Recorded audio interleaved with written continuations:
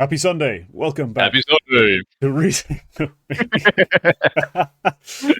God damn it. Right. It's been quite a busy week, hasn't it? We got a lot of Counter-Strike 2 Retake. We've got a lot to talk about. But first, let us start with the usual thanking of the members, which has to be done. Without you, this show would still come out, but it probably wouldn't be on Spotify, and it also wouldn't be as financially viable, I guess. So, without the members, yeah, we'd be in a far sadder place. So we're very happy to have all of them available. I am actually going to be releasing new tiers of membership. I've just been very lazy about it. It's always like YouTube's like, oh, you should have at least 6 tiers and do all this crap. Fuck that. But I think I was gonna launch another tier just to add more stuff. Probably means I'm also gonna be relaunching the Discord soon, so keep an eye out for that. I will be more available, more involved with my channel in the coming month or so, just because I'm gonna have a lot of time on my hands. So yeah, that's something I need to announce. Thank you to the members again. Quacke, got anything to promo? Any big job announcements? Something special? No, I can promo nothing personal. I can promo a couple of things. I have a new camera. As you can see, I'm now going to be very crisp. Thank you to EAB, who sponsored me by sending me this camera for doing their casting in the corporate league. No, I don't have anything to promo. Not this week. Maybe next week, but not this week. No. It's been a quiet week. I basically finished moving. This is going to be the new setup. I'm gonna put those paintings are gonna go up, and yeah, this is what it's like now. Awesome. So yeah, feels good. But okay, let's start with the big stories. Obviously, the RMRs are ongoing. We currently have the European games being played. I believe, yes, Mouse, Sangal, and Nemiga Cloud9 are happening as we're talking. So we're not going to be retaking those. We are obviously going to be taking a look at those big Asian and American games. Let's start with the Asian RMR because, well, as much as they are a smaller region and as much as we, like to talk about some of the teams, it does always pull a bunch of more obscure names into the mix. Teams that we don't really think about too much. Teams that sometimes are best forgotten. But I'm going to let you take lead on this. What do you want to focus in on for this RMR? Who's your pick from this group? Right. Since we're picking a little bit of a topic each here, I wanted to speak about a topic which I've been tweeting about quite a bit because I saw a lot of people were very upset with Drillas having put themselves into this RMR with a European majority squad, and already that was a little bit, frowned upon already when they qualified with 2 Israeli players and then a half French, half Moroccan player who then basically used. We already talked about this. North Africa counts as Middle East in the developed regions because Africa just doesn't have a lot of teams, so they just plug them in there. Then they swapped out one of the Israeli players for a Kosovari player, so now they actually have 4 European players. And people thought that's a little bit, you can't do that. What I'm supposing here is that if we are, there's no reason to assume malice here. So I'm just going to go over why I think the hate put on Drillas for doing this is quite exacerbated. And so there's a couple of reasons for this. First of all, the step that they have taken to put a European substitute in is not one they're alone in making. Both Liquid and Wildcard have European substitutes registered. So in the event of something happening to one of the American players, they also would play with a European majority in the American RMR. It's literally just one substitution away from that. And if they wanted to be malicious, if they thought, well, Stanislaw doesn't actually do anything in the server, we would be much better off with Sobol, then Wildcard could have decided to do that if they wanted to. Like if in the hypothetical case where they have a weak American player and a strong European sub, they've already taken that step. So like they're only triggering it off of like away from doing that. And then so for that reason they're not unique. I'm also going to say that when you look at the Middle Eastern qualifier, people say that they took away spots that were more deserving of other teams. Onyx Ravens did basically the same thing. They have 3 Middle Eastern players and then 2 French players, but they also have a French coach who would be the sub in case of anything happening. I don't think they would purposefully sub in Ostracizer or Ostriker. Ostriker. I've never Ostracizer. I've never actually said his name. Ostriker. But they also have 2 Europeans. There were several other teams which actually Drillas qualified against. Superfuckers did the exact same thing. They had Kyojin and Harn, Europeans. They had Spawns and KD69Z. How do you say that guy's name? Then they have Doc, who has dual citizenship, but he's also like he flags Dutch. So like it's the exact same thing, and that didn't receive any fucking hate. People just hate this team because it's the Drillas, and like it's because Onepixel. When there's literally several other teams, even in the Middle Eastern qualifier, did the exact same thing. Nom also, they have 3 Israeli players and then 2 Europeans and a European coach. They're so close to it. Like all of these teams are basically importing European talent to put into the Asian qualifier, and some of them are doing the same thing with the dual citizenship. So I just think that maybe it is a bit exacerbated when people go, they've cheesed their way in.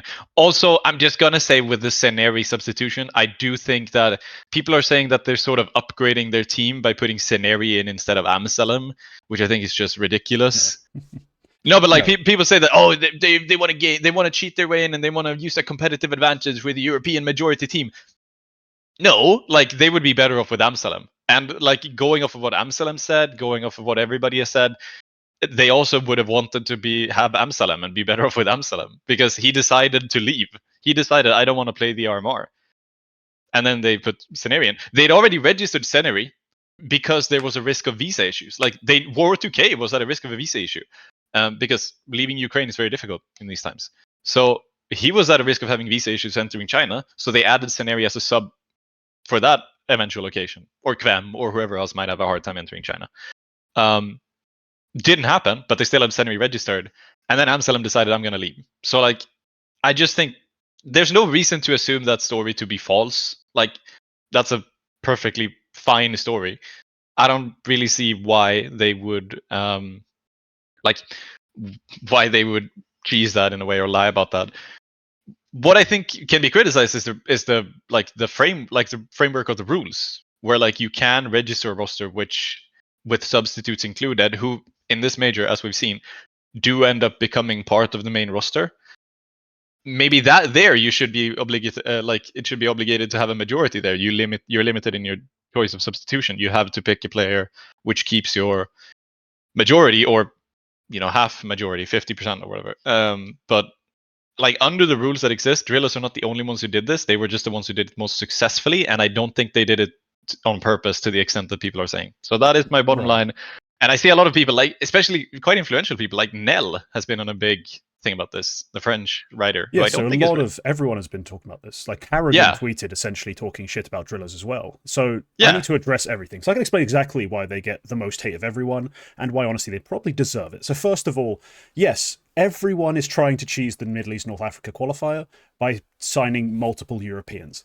The majority of them are playing with way out of their prime, mid as fuck talent. I'm talking Python is on one of these teams. Drillas showed up with Kvem, one of Ukraine's talented young players on the rise, and Woro2K, who was top 8 at a major. Not just random bums who happen to be European, top European talent from the Tier 2 space. So just on that note, yeah, they did cheese it the best because they signed the best talent of anyone when it came to European imports. The second reason is they're the one who made it, to be frank. Like, Middle East and Africa, whoever came out of it with just especially if someone came out of it who has a fake flagger, you know what I mean? Like if Doc's team had made it through and you look at the teams, you got a Dutch flag as well as the 2 other Europeans, it would have been, again, more alarming and more noticeable that they are, kind of on the borderline here. And then the other reason is that we then get, come on, I know you can't yourself go, oh yeah, what I did was really scumbaggy, but hey, I want my sticker in the game. But the way fucking Wankstain, what's his name? Onepixel is cheesing around the fucking event, talking about anyone would have done it. I'm just trying to support my guys. You're like, bro, shut the fuck up. This is so hate-worthy, your attitude to all of this, that fuck you. Honestly, fuck you. You deserve everything that everyone's saying about you. Yes, the Seneri substitution is perfectly valid by the rules, and there's nothing we can say about it. But the optics of it are awful. just horrendous. And as mentioned on my Asia RMR preview, you could have had any number of North African players or Middle Eastern players listed as your substitute. The players who were playing in the Middle East North Africa qualifier are all eligible to be your substitute for the actual RMR. This is fine. But instead, it's another European, which is just, in everyone's eyes, an absurd manipulation of the rule set. You could have played with, I don't know, Realize or some other player from Jordan. You could have played with someone from the Tunisian teams who usually shows up at these sorts of events. But no, it had to be another European. So yes, all the optics are horrible. The attitude taken by Onopixel at the event to kind of shrug it off, awful. And so yes, as was so well put by Tea Time on my show, yes, you can do it, but just in the same way that if a company technically uses the law to avoid paying taxes, they're still an asshole despite it being legal. We are going to call you an asshole. Like, you have the right to do it. Technically, because the rules are broken, you're still an asshole. That's the way it works. So no, I'm not going to say they shouldn't get hate. Fucking throw a brick at them. No, that's a bit much. Throw tomatoes at them. I don't care.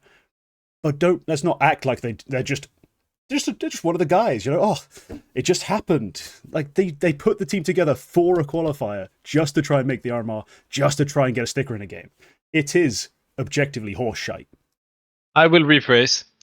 Hate everyone for cheesing it, or hate nobody, or hate the rules. I think that's the thing. Is 99.9% of the community didn't even see a second of that North Africa Middle East qualifier. Yeah. So they wouldn't even know that they're supposed to hate everyone. But this was so fucking right fucking there. Like, we can't help it. I say we. I would have known either way. We as a collective have this shit shoved in our face by the biggest streamer of the game. Like, how else are you supposed to appropriately respond? Like, oh man, that team from with a Pakistani player also had a European I've never heard of. Like, come on, it's proportionate to the amount of attention the team received. So yeah, I get it entirely, and I'm very happy they didn't make it through. I'm a little bit sad they didn't make it through. I thought it was kind of a fun story as well. But yeah, I see the backside of it. It's awful. I think it could have been kind of fun to have an Oni sticker in the game. And for these 5 players, they were given quite a great opportunity by these guys as well. So for them, it was great. Anyway, yeah, I get the point. I just think maybe it's blown out of proportion a little bit, and it's always just the Drillas, and it's a little bit, well, a lot of other teams are doing it. Like, yes, I get that Liquid and Wildcard are not exactly the same thing. They're doing it as an emergency substitution, but like, if they made that substitution, then would they receive the same backlash for this, for playing with the European majority in the Americas RMR? But also they spend the entire year playing with 2 Europeans because that's just their team. We have also, when they announce these rosters, given them the note every time the conversation comes up of, oh, they've managed to keep their America's RMR slot because it's the easier RMR slot. We don't pretend it's not happening. It's just they didn't build a team to make it to this RMR to try and get the sticker in. Like, it's not. But that's also a thing. Like, Wildcard could have gone for at least 3 Americans. They have 2. Like, they could have done that. It's the same thing. I think the backlash is sometimes a little bit disproportionate. It's just what I'm saying. But yeah, all right. But that is also, as you say, people only notice the Drillas. Yeah, so in that case, I say educate yourself.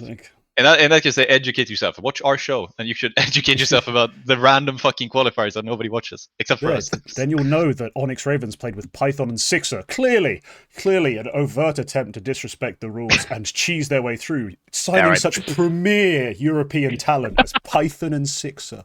Come on, give me a break. Yeah, right. I do have my own slightly more positive. I also have taken the time to shit on someone in my point. Slightly, but I want to focus on this. So Rare Atom have qualified for the major itself, and this is an awesome story for anyone who's been a very long time follower of CS. Specifically, if you've been very into the Chinese and Asian scene, you'll recognize some of these names straight off the bat. Somebody, Summer, and most importantly for a lot of people, Kaze are a part of this roster that have made it through. Now, Kaze especially, he's 30 now. Like, think about that. He's 30. Let me see. When was the last time he was at a major? 2019, he made the Challenger stage with Vici. Like, this guy's been grinding forever. He's been a really great AWPer from the region for a long time, and the fact that he's managed to make it back is awesome.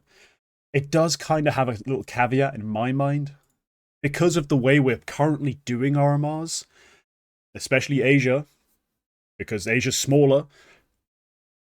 We opened with a single BO1 into a BO3, and that's all they had to win.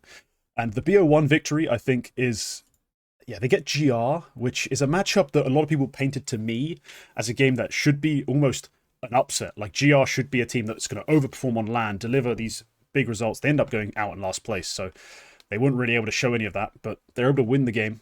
And then they get to face Talon rather than facing FlyQuest because Netic had a good BO1. Like, that's the problem we have right now when you have just straight BO1.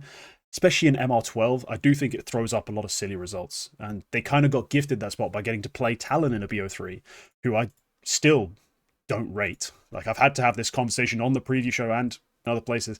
I still really don't rate this roster because the talent just isn't delivering at all, especially the riflers. Netic, Hazard, these guys are just not up to snuff when it comes to bigger games with better teams. They so often fall short. And you see here Rare Atom get through, but that's just kind of a negative to my bright, happy point of, yes, it's awesome we get to see these kind of legends of the Asian scene qualify for a major again. Unfortunately, it does kind of highlight again, why are we playing BO1s in MR12 at all? We shouldn't be doing this, especially not when it comes to the most important event of the year. Sure, if IEM Rio wants to open with a BO1, it doesn't, I don't believe. But if it did, whatever. But things like Cologne, Katowice, and the major, we shouldn't be putting up with BO1s anymore, given that we play MR12. MR12 makes games so quick, and especially so, volatile in terms of how important rounds are. Like, the importance of a pistol round, especially with the economy not having been adjusted, is huge. They are notoriously hard to predict and prep. So we end up with more volatile results. And I think that just lets us kind of lean into BO3 as a necessity. We have it all there. The game's shorter. People are able to watch it. Just play another map. Decide it properly. That's kind of my take on that. Like, yes, woohoo, Rare Atom. Still some lingering effects of that BO1, though. Yeah, it was always going to be the case that if Talon do end up winning that best of one, Rare Atom are probably going through. I think that was always that was sort of the outset. I think I even said so when I posted my predictions, which I actually predicted quite well. I think Talon put up a respectable fight. I think, but it's nowhere near where I think they should be with the talent they have. And that's not just the talent that people say they have. They do have quite talented players, individually talented players. As much as talking about Netic, for example, he has been beasting, quite frankly. In Asia, yes. Yeah, but I think he's also had, he himself has also had some strong games even outside of Asia. On the odd occasion they played in Europe, if I remember correctly. They played in basically half a season of European Counter-Strike, and he was very average, which considering the level of play the numbers he put up in Australia, you expected at least it to translate a little bit. It translated very little, unfortunately, and that frustrated me because I was rooting for him. I want a fresh talent to look at, but the majority of his games in Europe are very underwhelming. They actually.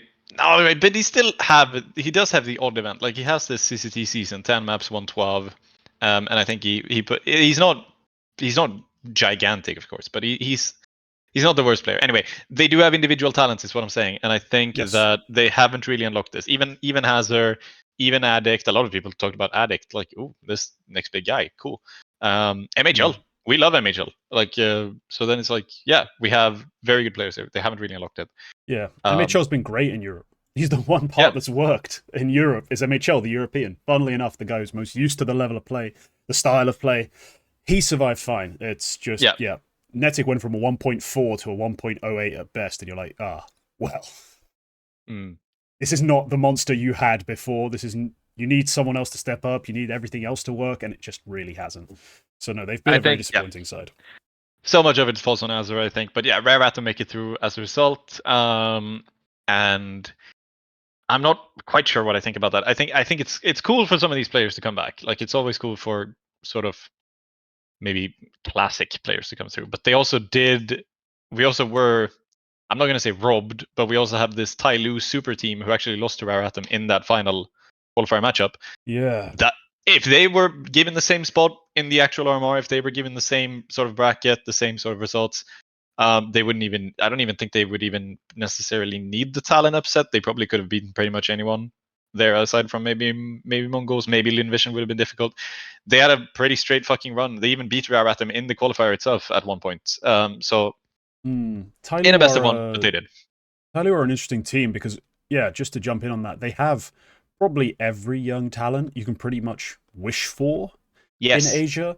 They do struggle to put it together in any really comprehensible way. Because like, you think Mercury, Mose, oh, those were the former Rare Atom guys, super talented riflers. You think Starry, G, more young talent, and then you're like, hang on, who's calling, who's supporting on this team? How does this make any like structural sense?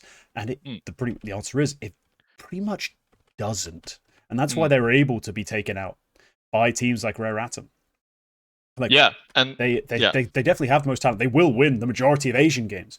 It's just in a big match, they don't necessarily have a structure to lean on that's actually reliable and consistent. So they are an interesting roster, but we're getting off track here. Yeah, we're getting off track. What I'm basically trying to say is that I think maybe Rare Atom is not the most exciting team to actually have in the major. I think it's a cool story that they qualified, but now it's kind of like I do not expect these guys to go anything other than 0-3. Yeah, that depends on. I'm trying to think. Even the Americas matchups, I can give them potentially a BO1 win. That's only if they get an Americas team in a BO1. Maybe even in a BO3, I think most of the Americas teams beat them, even the weaker ones. Yeah, at that point, I would rather have seen Tyloo come through, maybe just because for them qualifying and going 0-3 is a bit of a different achievement. That's more like for some of these players. I'm actually not sure if they have any who would be first timers, but at least it's a bit more young talent. It's a bit more. Let's see in 3 years. With Rare Atom, it's a little bit like they're not all of them old, but it's a bunch of players we have pretty much seen before. Like you said, like Summer, somebody, Calve. These are like names we have seen well in the past. And while Child, King, and Li Hang don't have the same tenure in that sense, it's also not players I'm particularly excited about seeing in the future, as opposed to the beast that is Tyloo. They're considered young talents as well, Child, King, and Li Hang. It's just been from what I'm trying to remember what I was told about them on my Asia RMR preview, because I'm not the expert on the scene. Those two guys are. Yumi and Tea Time know their shit. And apparently, essentially, Child, King, and Li Hang are talented young players. They're just not big names as far as we're aware. We haven't seen them, pop off, suddenly appear somewhere. Like, we saw Starry on Lin Vision a while ago now, but like, pop off versus G2, hit some crazy shots. He was in the forefront of our mind. Yeah. He's also put up some crazy numbers in Asian play. Those two guys are just talented guys who are being developed. So it's a bit of a different scenario for them. But yeah, that's kind of Rare Atom. Do we need to take this event into overtime? Is there anything else you kind of think is important? No? I mean, otherwise, Mongols go through, shocker, and so did FlyQuest, which they should have honestly gone straight through in Rare Atom's spot, basically, and left the lower bracket to war itself out. But I guess it's it does to their credit that they don't choke in the lower. It's to their credit that they don't choke in the lower, because if I remember correctly, they missed the last major, and that was like a big point because it was the first time. It was the first time an Aussie team, which at this point would have been them, missed out in a long time, I think. So yeah, or maybe they missed out back to back or something. It was dire straits anyway, so it's good that they made it through for them. But yeah, very close game versus Drillas. That's not something they should really expect to see. A map 3 that goes 22-19 just to get through, but they've made it. That's what matters. And yeah, let's move on to the Americas. Let's take this on down to the US, because I've got I've got a team I want to address, because I picked this team as an underdog. I decided that they were ready to take the step, like, through this qualifier, like, not necessarily become a big team, but at least make it through this sort of bracket, because they're a team who need to prove themselves. And I kind of put in the notes that this is like an NA Hope sort of thing. It may seem odd to say that given the roster, but Wildcard for me are a team who I've loved the construction of the team, and I'll go through it player by player essentially why. So they've got an IGL with tenure and with a history of building competitive rosters, or at least leading them once they've been built in terms of the players selected. You know, he's able to really put forth winning Counter-Strike with a variety of different lineups. And that's been impressive. So the fact they have an NA leader in Stanislaw who's got tenure and who is now delivering with this roster is amazing. They've got one of the brightest talents in North America. Like, Jimpphat is, firstly, he's one of my prospects. So of course, I have a little bit of a bias for him. But he's also just a really, really sharp but smart player. Always picks the right way to fight, the right moment to swing. Excellent in mid to late rounds. And has been, at this event specifically, very solid. Like, he's not usually going to be topping the charts in terms of impact and all that other stuff because he is, as I said, more of a closer, more of an anchor. But on this roster, at this event, he was able to find his moments, hit his shots. They then have Sonic, who is at this point an honorary North American, it feels like, because he's been playing in North American Counter-Strike for the best part of like 5 years. I think it's almost that long. If not, he might just have been around that long. But he's a player who you kind of thought we'd run out of ways to see him frag. You know, historically he was like kind of like a pack player or a second AWPer at times. A bit weird. But on this team, he is more on the aggressive side, shows off a lot of skill on the rifles, and did lead the way at the RMR. So very impressed with Sonic, very impressed with Jimpphat. Then come the Swedes. Now, we know the story. We talk about it a lot. Susp and Fuzi. Fuzi playing remotely despite, you know, having 100-something ping, still putting up crazy numbers. And Susp being part of the sort of Metasport team that, for the first half of this year, had people believing, you know, really believing that there was something big building in Sweden. And then when it gets ripped to pieces, everyone's kind of shocked. But Susp himself, yeah, he's kind of a do everything pretty damn well rifler. Like, he's kind of filled, in my mind, on this team, what I thought Sonic would be. I thought Susp would be more aggressive. Sonic would be the one who just kind of does everything and anything and does it all pretty well. Instead, that's kind of been Susp in my eyes. He does still take opening duels, but you'll see him also being alive in the late round. He finds all his different frags and weird spots. He's just a really solid rifler who fills in a lot of blanks. So I've been really impressed with the way they've constructed this roster, the way they've played. And sure, they didn't take down any massive names at this event in the BO3s. It was just 9Z. But they got an overtime win against Liquid, took care of pain, and then, you know, didn't make it a sweat in their final BO3. A 2-0 win. And it's really impressive that they have managed to get through in such a clean way. I thought it'd be a struggle. You know, I thought they'd be a 3-2 team that has to like rely on that little decider match to go through, but super happy for them. And I'm really hoping that Jimpphat and Stanislaw continue building up this charge towards being the third or second best team in North America.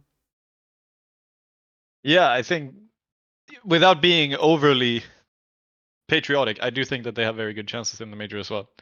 So it's very nice to see these come through. It's nice to see Jimpphat also have that performance, because I feel like we have hyped this guy a little bit when we've gone into these few LAN events that Wildcard have played since making this roster. Just briefly, as I'm looking through this, I'm going to say ESL Pro League, Yes. I'm going to say Challenger Atlanta. Yeah. It was in those two Mm. that I would have said that Jimpphat kind of went missing a little bit. Yes. And it was, yeah, and it was much more Susp, Fuzi, Sonic putting up the numbers. Mm-hmm. So it's nice to see Jimpphat sort of hit his stride in that sense a bit more. Yeah, it's really not anymore. It might just be that it's American opposition. It might just be that, and you know, as soon as he plays a European team in the actual major, things might fall out entirely. I hope they don't, but Yeah. it is nice to see that happen at the very least. So I do quite enjoy that. But I am also like, I also think they have a good shot at the major. Like, yes, it was just the best of one win against Liquid. Good win, but it's a best of one. Against Pain, good win, but it's just a best of one. And then 9Z, they just, honestly, on the second map, that's probably a much more conclusive than it should have been. Good game, well played, and I think they definitely have a good shot at the actual major. They can probably, I think they could make top 16. It really depends on the draw. I think they could be one of those teams that go through 3-1, 3-2. really just depends on who activates and how they're feeling. But yeah, I am very much looking forward to that, and very well played. Those were really fun games. Yeah, they were. I mean, Jimpphat for me, I said this in the preview. Like, this is a guy who might, just might, crumble a little bit in the big situations. Like, that was the problem we saw at Pro League. That's the problem we saw at Atlanta. He didn't seem like he was really all that present. You know, he just kind of faded a little bit. And I also said in the same vein, like, Susp is a guy I expected to always be there. And guess what? Susp showed the same level. Jabba showed some metal, and that's been awesome. So, yeah, maybe I don't know. Where do I see them? I depends on the draw, like who their opening matchup is, who in Europe goes through. Because if there's some underdog teams that manage to upset in the European RMRs, they might have a chance to go through 3-2. For now, I see them as 2-3 or 1-3, just because there is going to be a significant level increase when you add in the top European teams and then the middle European teams. So I think there's going to be a chance for them, but it does Yeah, depend on who in the EU actually goes through. I think there's a chance if they play a team like an Eklot or a Bet Boom, who's Assuming they sitting, make it, yeah. they're sitting 1-1 right now, so it's not impossible. Mm. Like even a team like if Gamer Legion managed to make the sweep 0-2 to 3-2, they're already 0-2 after this first round. Even if Not they looking manage to good. make that happen, they could. But if they manage to make that happen, they're definitely somebody the wildcard could take. There's a couple of odd teams here, and then there's obviously the second RMR as well, which we're not even touching upon right now. Yeah, I think very good event and very well done, and I'm looking forward to seeing them in Yeah. in the major proper actually. Yeah, major, very, very matchup dependent, but there's always a chance. Yeah, Right. What do you want to focus in on? I want to talk about three teams that I think have had a rough go of it in this America's RMR. So there's a couple of teams here who they finished sort of at the back, and like for them it's probably not feeling particularly good, but it's also sort of where we kind of expect them to be. Teams like Boss obviously would have hoped to do a bit more, especially after taking that one win they had against M80. Yep. There's a couple of teams here that like Kase, Legacy, they could probably do more. They just kind of didn't. KRU as well. Bestia, Red Canids, fine teams, but it's also not. It's not the end of the world if Red Canids and Bestia end up 9-11 at the major.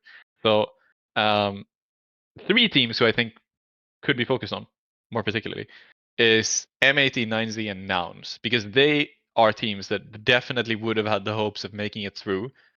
In the case of M80 and 9Z, making it through conclusively, and in the case of Nouns, they have put quite a significant amount of investment behind their team, and I do think that they will be very disappointed with the last place exit. Again, I have to say, because last RMR they were also not last place, but they were close to last place. Like they didn't fare particularly well in the Copenhagen RMR either. And it's not like Nouns were playing against Liquid and Furia. But just go one by one. M80. Last RMR, they just about missed out. They had to play with Def because I can't remember who was missing, but they had to play with Def as a substitute. It was Manx. It was Manx who left, and they had to play with Def. That was the Mm-hmm. issue. Obviously, a handicap. They just about miss out. It's like maybe if they had Manx, they would have gone through. Probably, if we're gonna be honest, because they were looking that good at that point. That I mean, they were one game away, as I recall. I think they were one match win away from going through. And at that point, they were looking good enough where, like, yeah, if they had their proper IGL, they probably would have gone through. At this point, M80 are quite hot. They were the 5th ranked team coming in. I probably would have put them maybe above like teams like MIBR, Pain on a day. It depends on how like day form. They end up 3-2, just the same as Furia and Imperial, but then they lose against Furia in the decider. As is probably expected, to be honest, if we're putting M80 versus Furia. But they probably definitely were disappointed with this, with the loss to Boss and also the loss to Complexity, a team they have beaten in the past in LAN best of 3. So for them, I am actually kind of wondering what happens now, because they're now a year in. They've managed to sell off one player, who is Mobs, successfully, create a good talent and sell them off. They have like the beginnings of very good North American talents in this team. They have Rec, they have Lake, who are putting up a strong performance, but they've also missed the major twice. And I do think that the ambition for this team, which is a fairly decent size org, would have been to make the major. So I'm sort of curious about what's going to happen to this team if they, because we are entering shuffle season. A lot of stuff is going to happen. Some of their players might even be attractive to some other teams for picking up, depending on how things shake out above them. I'm really curious to see what happens after the major with M80. I don't think they are in a rough enough situation where they'll just straight up, start removing players or whatever as a reaction, but I think they might be forced to, and I think that's quite interesting. A team that I think are going to make roster changes because they kind of need to is 9Z, because they definitely would have thought that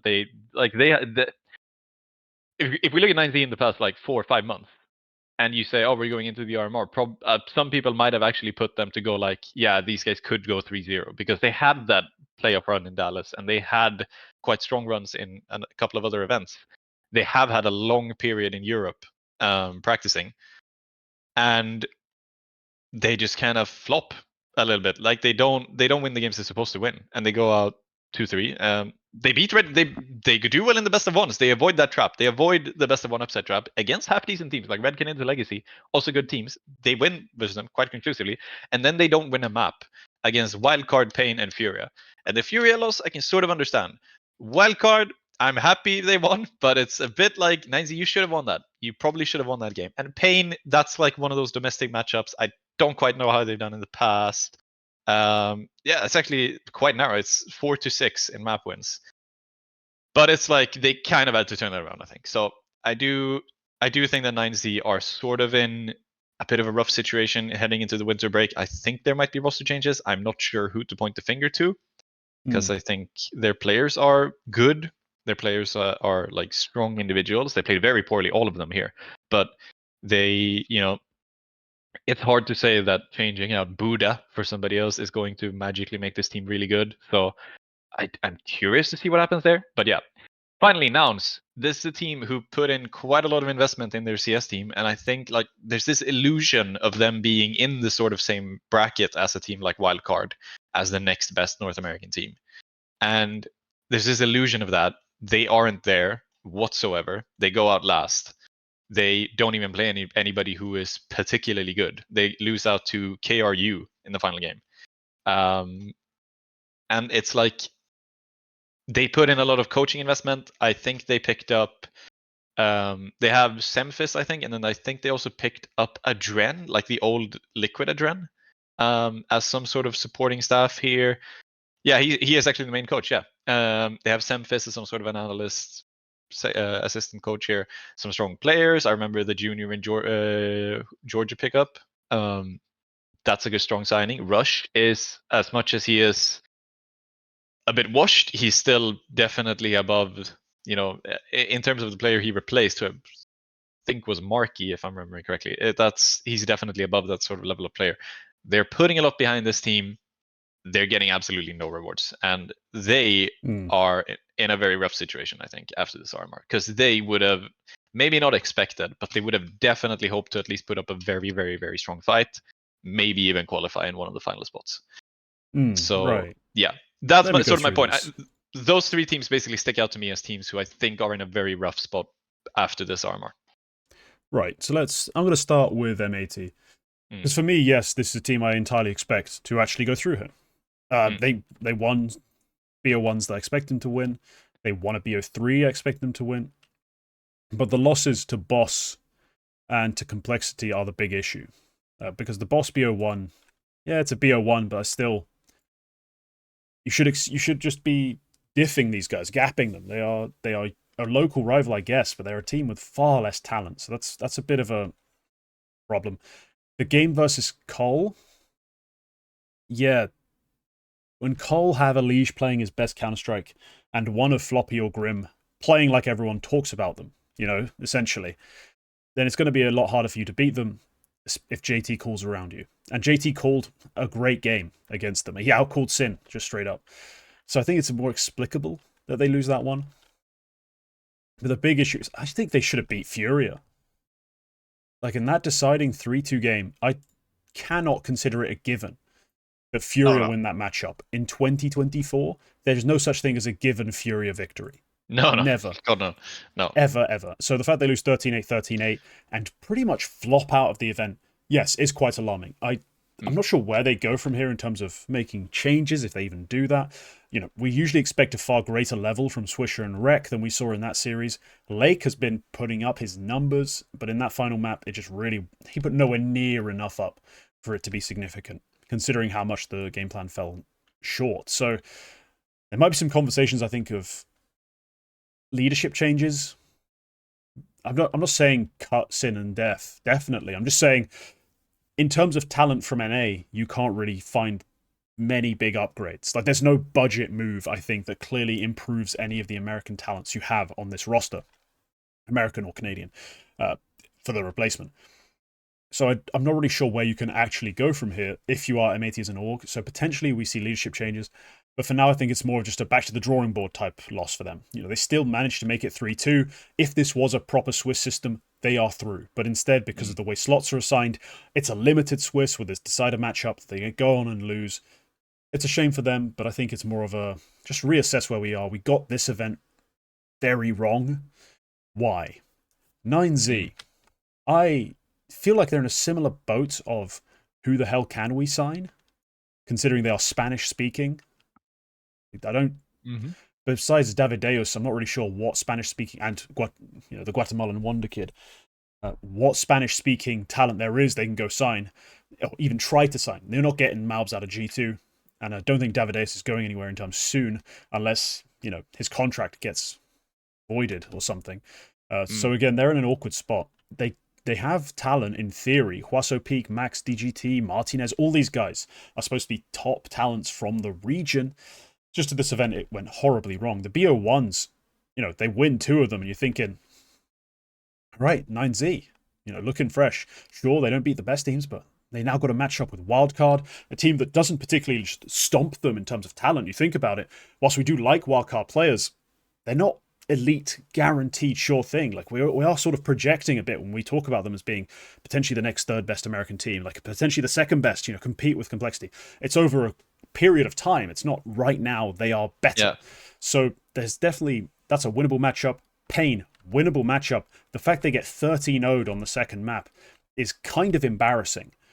So, yes, we don't expect 9Z, at least in my mind, to play a particularly up-to-meta, insanely tactical game. They do have a certain style, which some people appreciate, but it's a slightly outmoded one in my eyes, and I think they do have to rely on their firepower a lot.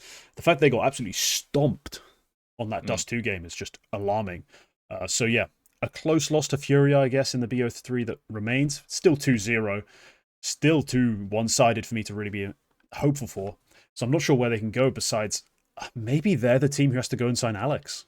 Like, formerly of NIP. Like, in terms of Spanish-speaking players you can bring into this roster to potentially upgrade them, that might be one of the few options. So I'm kind of... I think they could have lived with the Brazilian signing as well. They did have NQZ there not too long ago, and they played with Bit, and they played with they have a Brazilian coach. I'm not just going to hand wave language differences, but they have done it before, and I think they could do it again. But yeah. Alex, not a bad shout. Yeah, maybe they could if there's a Brazilian IGL available, but Bit is far from being a viable IGL in the modern age. Just because it is so important that your IGL can actually shoot the gun, and he was bad at that even in Go, so I'm not sure now is the best time. But you get what I mean, right? There's not really a clear upgrade for them either. So I guess you can't really wait for the talent to magically develop any further. They're pretty much at their peak. It's just figuring out the rest of it. We've seen them when they make it work triumph over like tier 1.5 European teams, give a real good game to top tier European teams. I mean, even upset run through to a big event top 6 or top 4, I believe. Like, they can do it. I just think they need something structurally, something in terms of leadership to make it come out more frequently, because they've been on a massive slump recently. Finally, nouns. Yumi described George as, how do I put this? Kind of a... Plato described George as... yeah. Huh? It sounded like some sort of Greek philosophical historian kind of thing. Okay. Yeah. Right. Yumi. So he called him essentially a flat track kind of guy. A downhill sprinter. A guy who, when it's a team they're supposed to beat, or a weaker team in general, he can go out and stomp. But in the big matches versus big teams, he struggles a lot. And that was evident, I think, in this game, these games. Dreadful against Pain, forgettable against Bestia.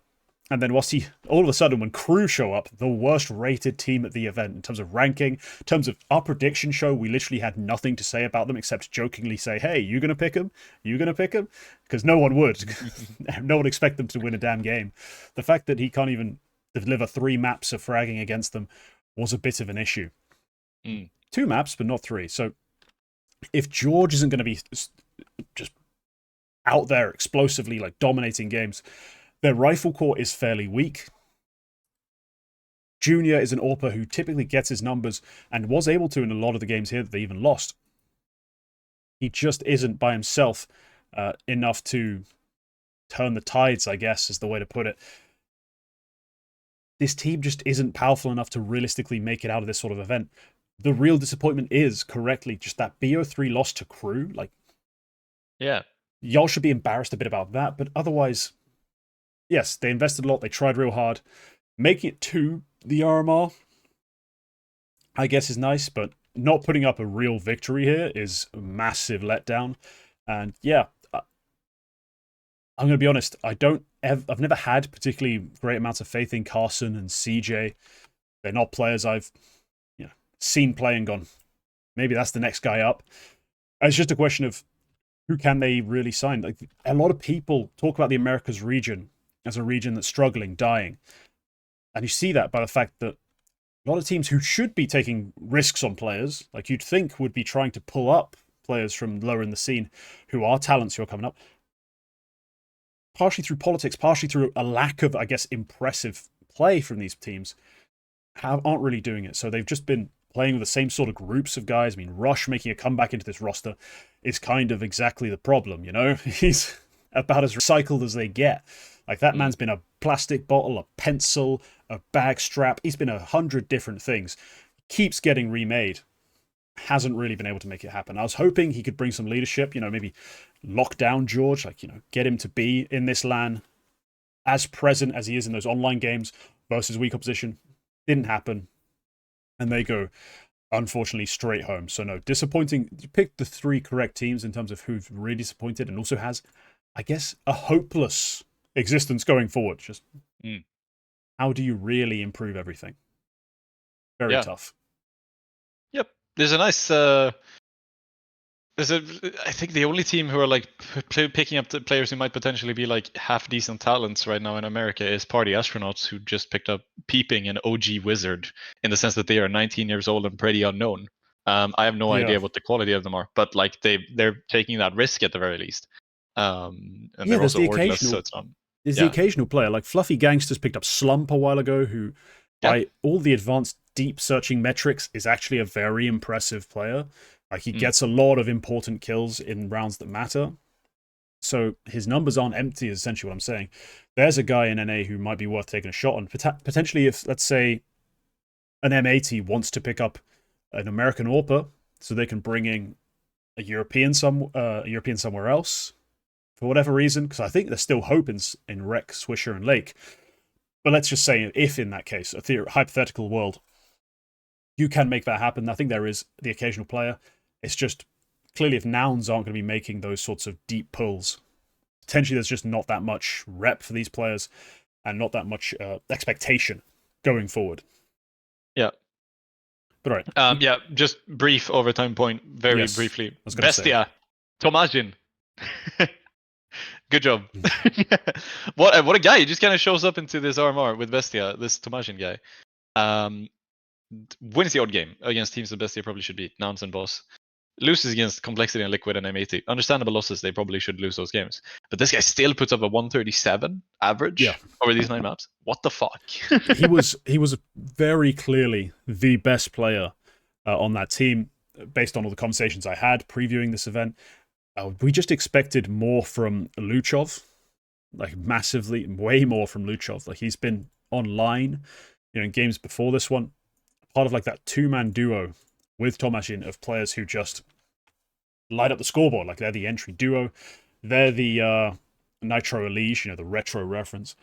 But he wasn't able to really pull his weight. here, so they fall short because there's not that deep a talent pool on Bestia. It's just more about the piece they have working real well. So yeah, a bit of a shame for him, but a great display. And hey, maybe 9Z go looking for that guy.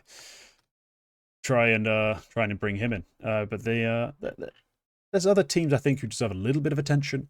I just want to touch briefly on MIBR because they go 3-0. They're a team I pick based on essentially my belief in the talent at the top end. Guys like Insani, but also, Safe being, as I put it, a safe pair of hands. Guys like, oh my god, how have I blanked on his name? I'm looking at his face in my head. Their latest signing, I'm so mad at myself right now. I'm just going to whip it out. Hang on, HLTV. Lucauzi, bloody hell. I'm literally like, I've got his profile picture in my head and just his name just wasn't coming. But the fact they have brought in quality players, the fact that Exit, since coming off the calling, has been a very solid rifler.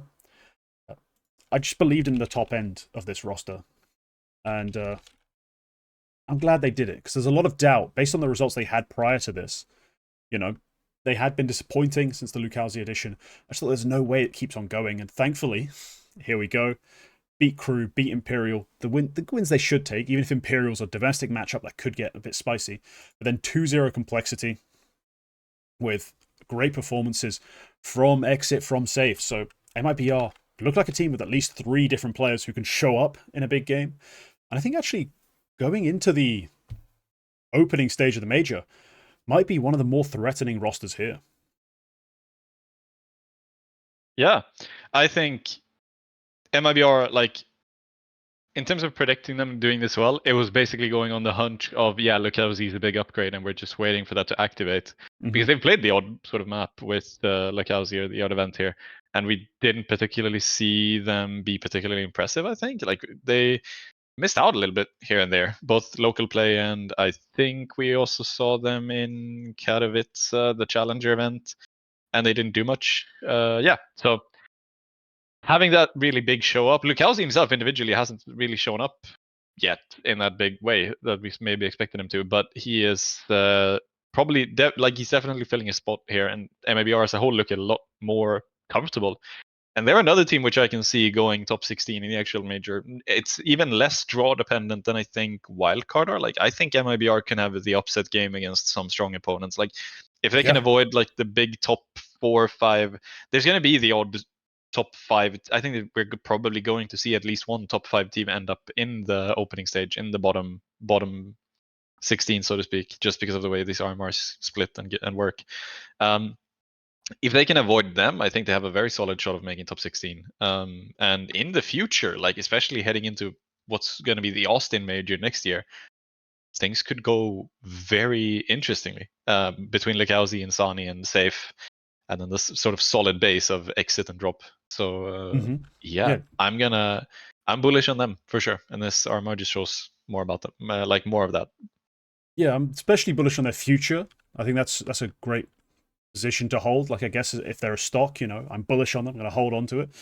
I think this event, this major specifically, I'll get into it later, but there's definitely some talent on this roster. All right, let's get on to the small site retake because you have been. I'm just going to preface your point because I saw your tweet that was a rambling Swedish pile of gibberish in my eyes because I don't speak Swedish, and translations often get very goofy very quickly from normal Swedish to normal English.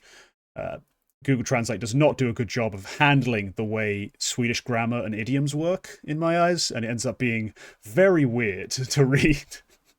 So I don't entirely get what your point's going to be, but I know it's going to be a bit weird, just based on what I've had to design for a graphic. So, Quacke, please, what is it you've decided to come up with? What has come out of the Quack pipe this time?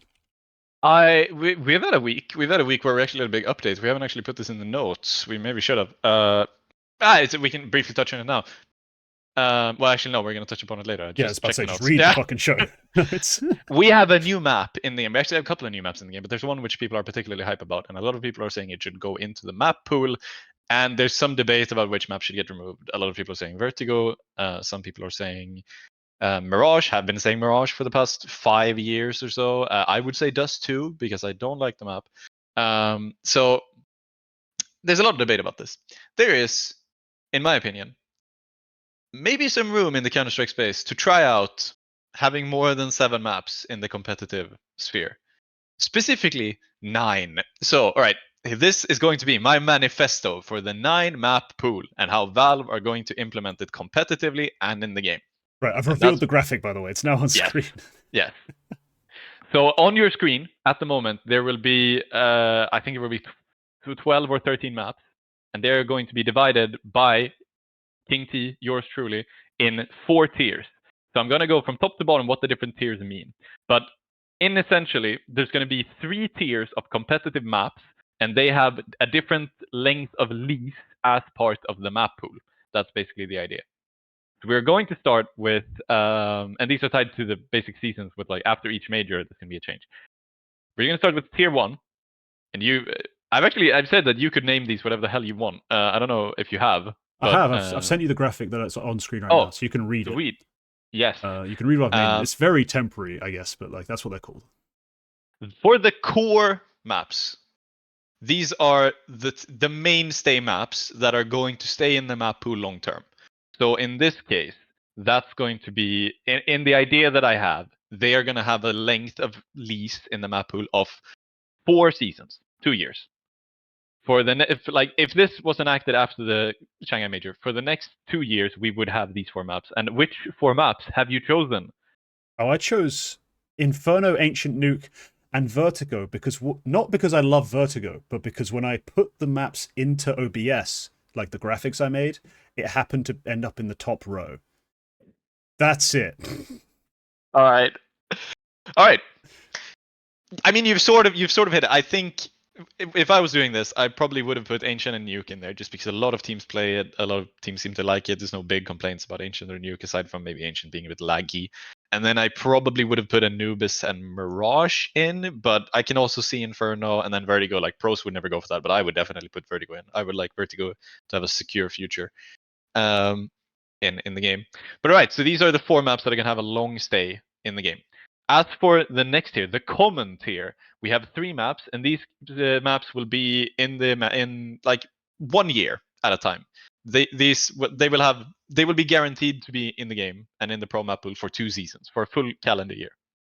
And which ones have you chosen here, Your Grace?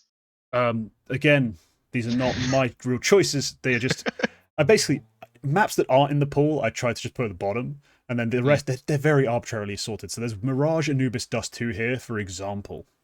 Yes. Also fair picks, I think. Like Dust 2 and Mirage definitely could have gone in this common tier, I think, if I was doing it. So I think that those are fair picks, I think. So yeah, these would have been in the year for at least 1 year, in the game for at least 1 year. And then the wild cards, 2 extra maps, and these are the 2 that make up the 9 map pool. Since we've now gone through all of the classic ones. So Your Grace, what is your choice for the wild card maps, which have 1 season stay in the pool? Overpass and Cobble are what's on screen. I would have actually put Cobble and Cache, but then I realized how your system works, so I would have actually put Cache in the place of Vertigo. Cobble can stay in wildcards. Put Vertigo in testing so I can get rid of it as quickly as possible, because there's no high-level play really worth talking about. And I probably would have pushed Train into wildcards, but like, what's on screen's on screen. I'm not going to be switching them around right now. Yes. All right. And for the final tier, the testing tier. This tier is not in the competitive map pool. This is basically what Valve are already doing when they're keeping Overpass in the game, when they've just introduced Train, when they put Anubis in originally. It was just a competitive map that you could play in competitive yourself. And then after a while, they decided to put it into the pro map pool. And here, the remaining maps are Basalt, Cache, and Train, as we mentioned. Yes. Right, so the way this system is going to work, it is a bit of a league, like a tiered league system, where after each season, maps will either get promoted, stay in the tier they are, or get relegated. So the idea here is that every single season, one of the wildcard maps need to get removed and replaced by a testing map. So we get variety season to season in the map pool, guaranteed variety. And in this case, I don't know if this would be by community vote. It wouldn't be too difficult to put a community vote into the game itself. wouldn't be too difficult to ask pros while they're at the major. Just ask the major pros how they should do, but might be a bit, having just a couple of, what would it be, like 120 players or something like that, deciding the fate of the entire map pool. That might be a little bit weird as well. Or it could just be going off of like playtime statistics. Which map is the least played out of the wildcard maps? That's going to go. So that's going to happen every single season, and the best, whichever method of selection you use, one of the testing maps is going to get put in instead. So this could be a workshop map. This could be a reworked Valve map if they decide to put train back in. Or this could also be if you the reason why the testing thing also exists is if a map drops out, it could get a chance at a second life. If its replacement ends up being dog shit, it's going to be gone for a season, and then it could come back if it ends up becoming, needing a little bit of time perhaps to really warm up in the eyes of the pro player community. As for the wildcards, the other wildcard maps, the good wildcard map, so to speak, is going to have like a sort of a relegation battle with the worst map out of the common tier to have a chance at getting a 2-year lease in the map pool, while the other one gets relegated this only happens at the end of the lease of the maps on top. So like every 2 months or every 2 seasons we're going to change one of the common maps. Every 4 seasons we're going to change one of the core maps, and every season we're going to change one of the wildcard maps. So it's a complex system. It would work, and it would also be self-regulating in a way where like it's not just going to be Valve who decide we're going to take this map out, put this map in. It's not going to be in the middle of a season. It's always going to be at the end of a season. It's going to be either community or pro player decided. That's not up to me. I don't know which one would be more optimal. And we're going to have some sort of vetting by putting the testing maps into the game first. So we can play test them. We can find some stuff out. We can make all of these, like when you add a new map, we get a bunch of new changes just in the first week or so. Get all of that out of the way. That's the idea of the system. As for the veto process with the 9-map pool, it's quite simple. We just add another ban before the first pick. So in theory, every team would still have a 7-map pool. As they do now, a lot of teams practice 7 maps right now. So because that's the argument against the 9-map pool, is that, you couldn't possibly expect everybody to know 9 maps. There's no way that's going to be viable. No, we just add an extra ban. You could, if you really wanted to stretch your workload as a team, you could sacrifice maybe your expertise in a couple of maps and practice 8 maps, and then just ban your opponent's pick, sort of in the same way that a lot of 7-map teams would do now. By like sacrificing, we have no permaban. We're just gonna leave us the option of banning a map that you are good at, so we can pick a map that we know you suck at. So yeah, it's like I think it could work, and I think it could be kind of cool. We would get a lot of variety in the map pool. We could get some new maps in. We could get people who want train, people who want cash, people who want cobble. In the case they end up sucking, well, that's just going to be 1 season, which we're forced to deal with them. If Mirage ends up being extremely unpopular, whether it's by community vote or whether it's by pro players deciding, it's going to drop out. It's a self-regulated system. It's going to drop out. Vertigo would probably drop out first out of all of these maps. If this was enacted in a couple of weeks after the major is done, Vertigo would drop out without Valve, having any say about it. It would probably drop into the testing range, which, could have however many maps you want. It could come back. If people end up deciding that we dropped out Vertigo and we put Cobblestone back in and Cobblestone is shit, well, then Vertigo has a chance of coming back. Like, I think this could be a cool self-regulating system, which is a way to implement a 9-map pool. And yeah, it's about variety. It's about an extra element of competition, because it does get a little bit boring watching. I think even just 7 maps is a little bit boring. It's always the same, and it's always gonna be the same. And even the maps that we get put back into the pool, ever since we got Anubis, we have only had Dust 2 come back, and we're probably gonna see Train come back. It's sort of just gonna be the same. So yeah, basically force variety. Add an element of decision to anybody who is outside Valve, and just a bit more fun veto process, I think. So yeah, you can now tear this idea apart. Yeah, so essentially what you'd have to be exchanging here is good Counter-Strike for different looking Counter-Strike. Because it's already, teams currently do not have 7 map pools. They have 6 map pools because they have a permaban, and then the 6 maps they'll actually prac and actually be able to play in games, because obviously they first round ban their perma. And very few actually do a 7-map pool, and those that do, realistically, actually practice 5, kind of practice 2, and just have a variety of ways they can approach their ban phase. In the end, they don't end up being particularly effective, let's be real. Yeah. The fact that this makes it probably a minimum you have to, like, even if you have 2 bans, now your minimum is a 7-map practice schedule, makes it extra difficult. Like, you cannot ban more than 2 maps before a pick is made, so you have to know 7 maps. Like, you can't focus in on 6 anymore, even if you wanted to. So it does immediately become more difficult for teams to prep. It does mean that you have to be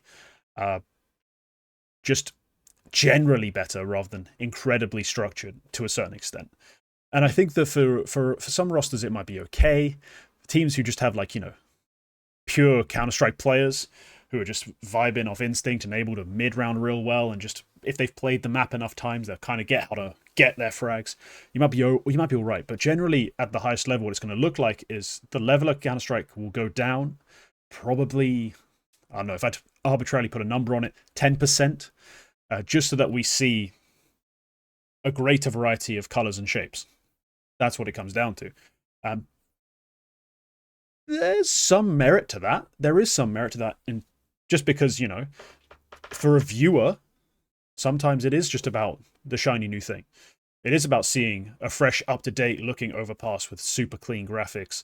It is about seeing cobblestone with ambient lighting in the new engine, you know, all this sort of stuff. That could be really fun. But it will decrease the level of play, and I'm not sure if it's entirely worth it. The other thing I do have to mention is that we cannot... the voting for who decides what map changes would essentially be tiered.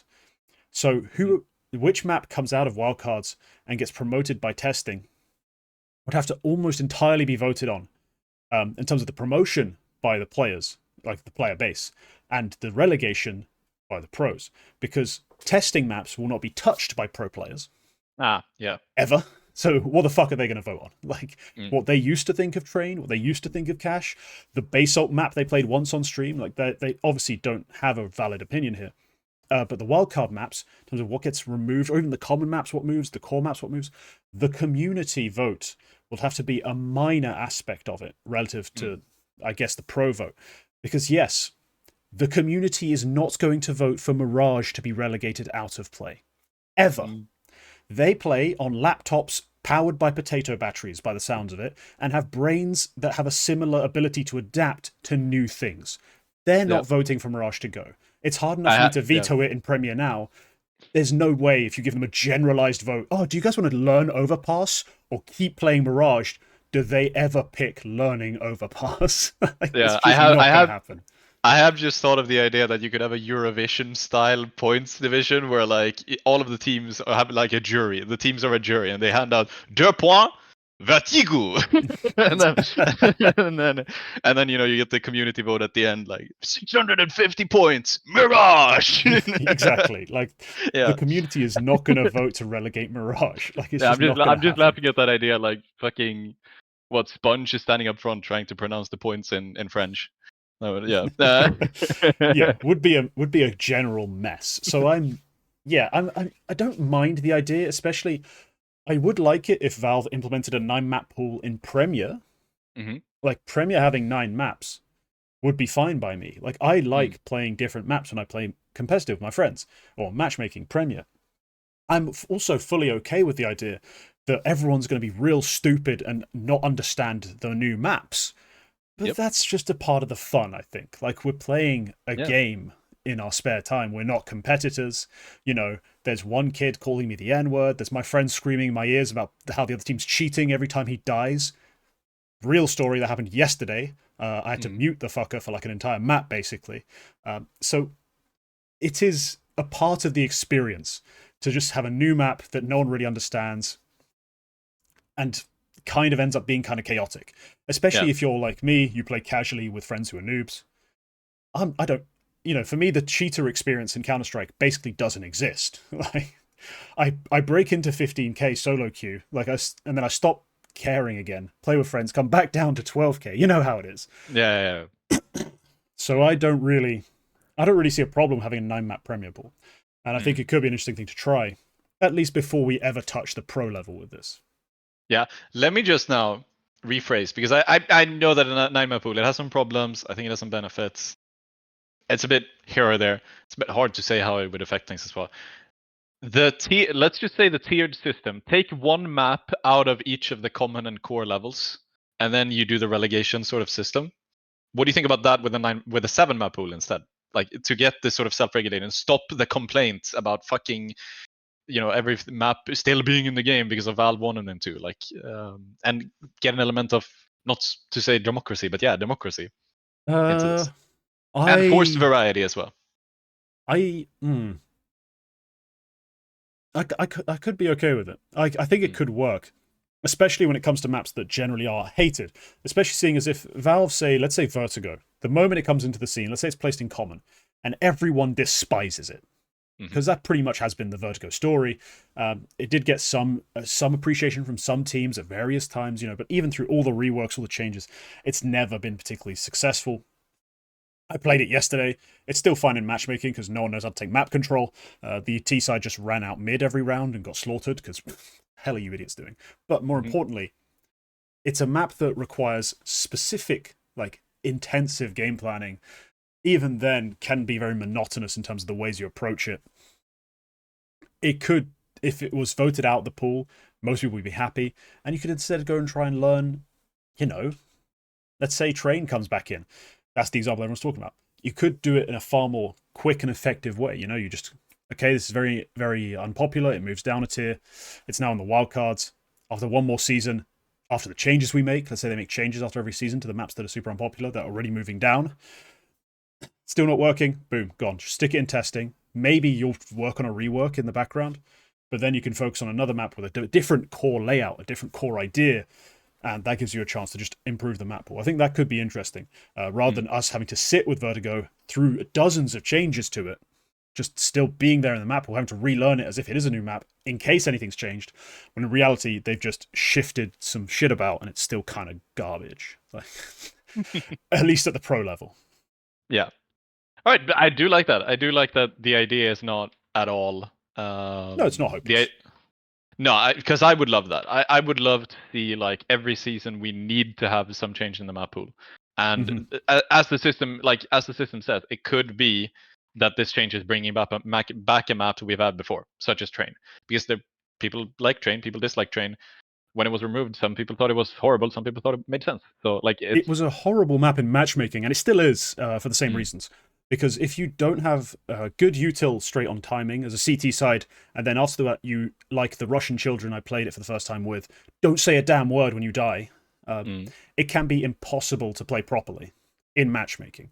At a high level, with good util sets, good communication, good team play, one of the most fun maps to watch, even when it was like 11-4 CT sided, The fact that a T side that was perfectly well structured, did everything right, was aiming for 6 rounds, had an element of drama about it.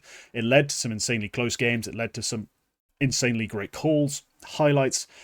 The difficulty of the map originally, with all the ladders everywhere, the skill you could showcase by your understanding of how to move off ladders, was always fun. So I think it was a great top-level map. It was always difficult for the noobs to approach, and difficult for low-level players to play together on, which was the big controversy at the time. But no, I like this. Let's move on to a far less complicated issue, and kind of a map-based issue as well.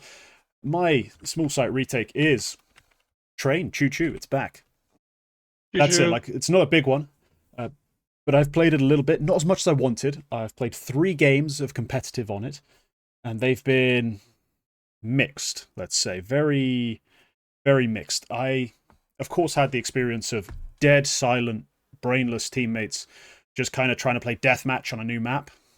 That made it kind of impossible as, like, the second B player, the one who rotates. Being that guy, impossible. Like, it's very complicated. Even when I played with friends who were coming, I had one friend who couldn't figure out how to hold upper on B, to a point where he just started changing position mid-round. I got shot in the side of the head by 3 people walking out. It's frustrating to play this map at a low level.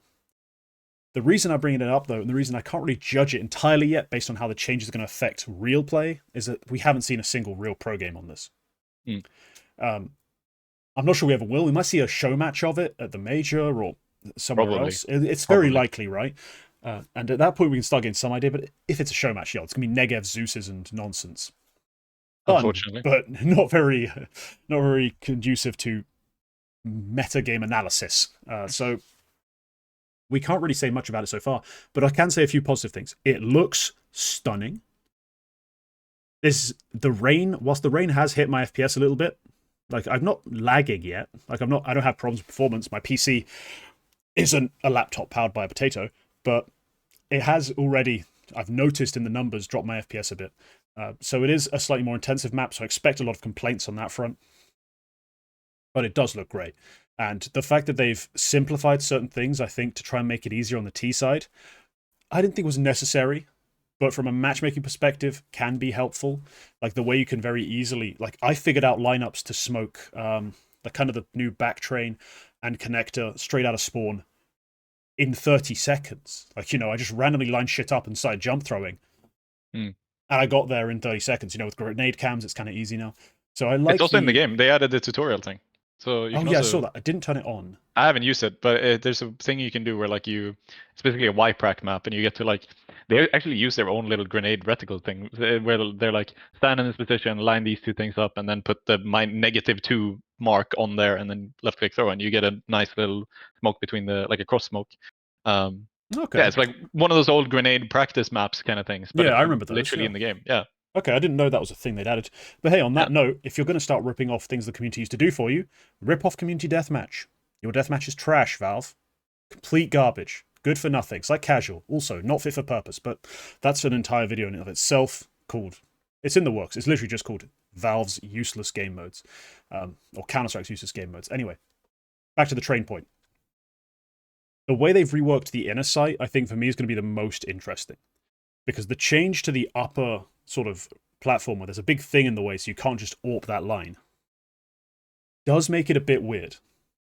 Like you've reduced one of the angles the T's had to worry about, but that was essentially just one of the smokes they had to throw. So I wonder if that creates, like in the pro meta game, a certain T-sided aspect where there's an extra smoke you get to throw to fake something. There's an extra smoke you get to throw to block off one of the train lines. There's some changes, and especially with the way the new smokes work, I think train could be legit at the pro level one of the best maps if we're able to see it. We currently aren't guaranteed to see it. I hope we do. I'm actually, for maybe the first time in Retake the history, just while we are talking about this, I am just gonna put the game up because I want to know if B site has an open skybox. Because that Yes, could be so fun. that big hole in the side. You can No, throw but okay. smokes. There's a bit. It's a big, train yard, right, with a Yeah. roof. The roof has some massive holes, and me and my flatmate were fucking around on the map, and he just started trying to throw smokes out of B to see where they land, see if you could throw them from somewhere. And yes, you can just throw them straight out the sky into the other site. Like he threw a smoke from like basically next to the bomb site over into A to smoke like one of the default plant smokes, like pretty much by Oh, accident. But you can just like throw retake util out of B into A. So yeah. there's a lot of cool shit you can do that I think we're going to find, but also That just is a think at lot the of fun pro stuff. level is going to be fun. Yeah, because that's something which I've always thought was a bit dull with a lot of these indoor maps that CS:GO used to have. Cache was one of those. A lot of the first of all, the skybox was kind of closed in the first place, but also we just had like the entirety of B site was very hard to smoke stuff from, just because it was or to smoke stuff into. Because it was just mostly indoors. I think based on the screenshots I've seen, it's still going to be like that. It's just going to be slightly more Yeah, you open. still have that one window from like your default like sort of spot you control. You can Yeah. throw things in through.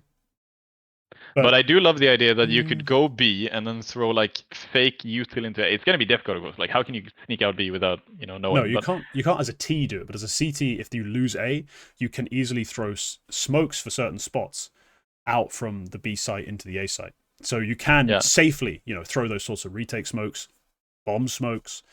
It's an aspect I think that will be important. yeah, I do love that. And actually, A side is quite open as well. So yeah, I think that it could be fun. It could be fun competitively, but we're gonna have to see how it plays. I'm a little bit sad that Pop Dog is no longer a drop, because I really liked that idea where like you drop down the ladder and that was like it was like a very quick like action Yeah, point, so but to it was a speak. very skillful part of the game, and a part of the changes they seem to have made are to make it easier for the average noob to play the map. Like the way they've changed the Yeah, trains as well to make the T sort of opening more safe. I discussed this actually before I even played the map, like in any sense, on a yeah, prospect demo.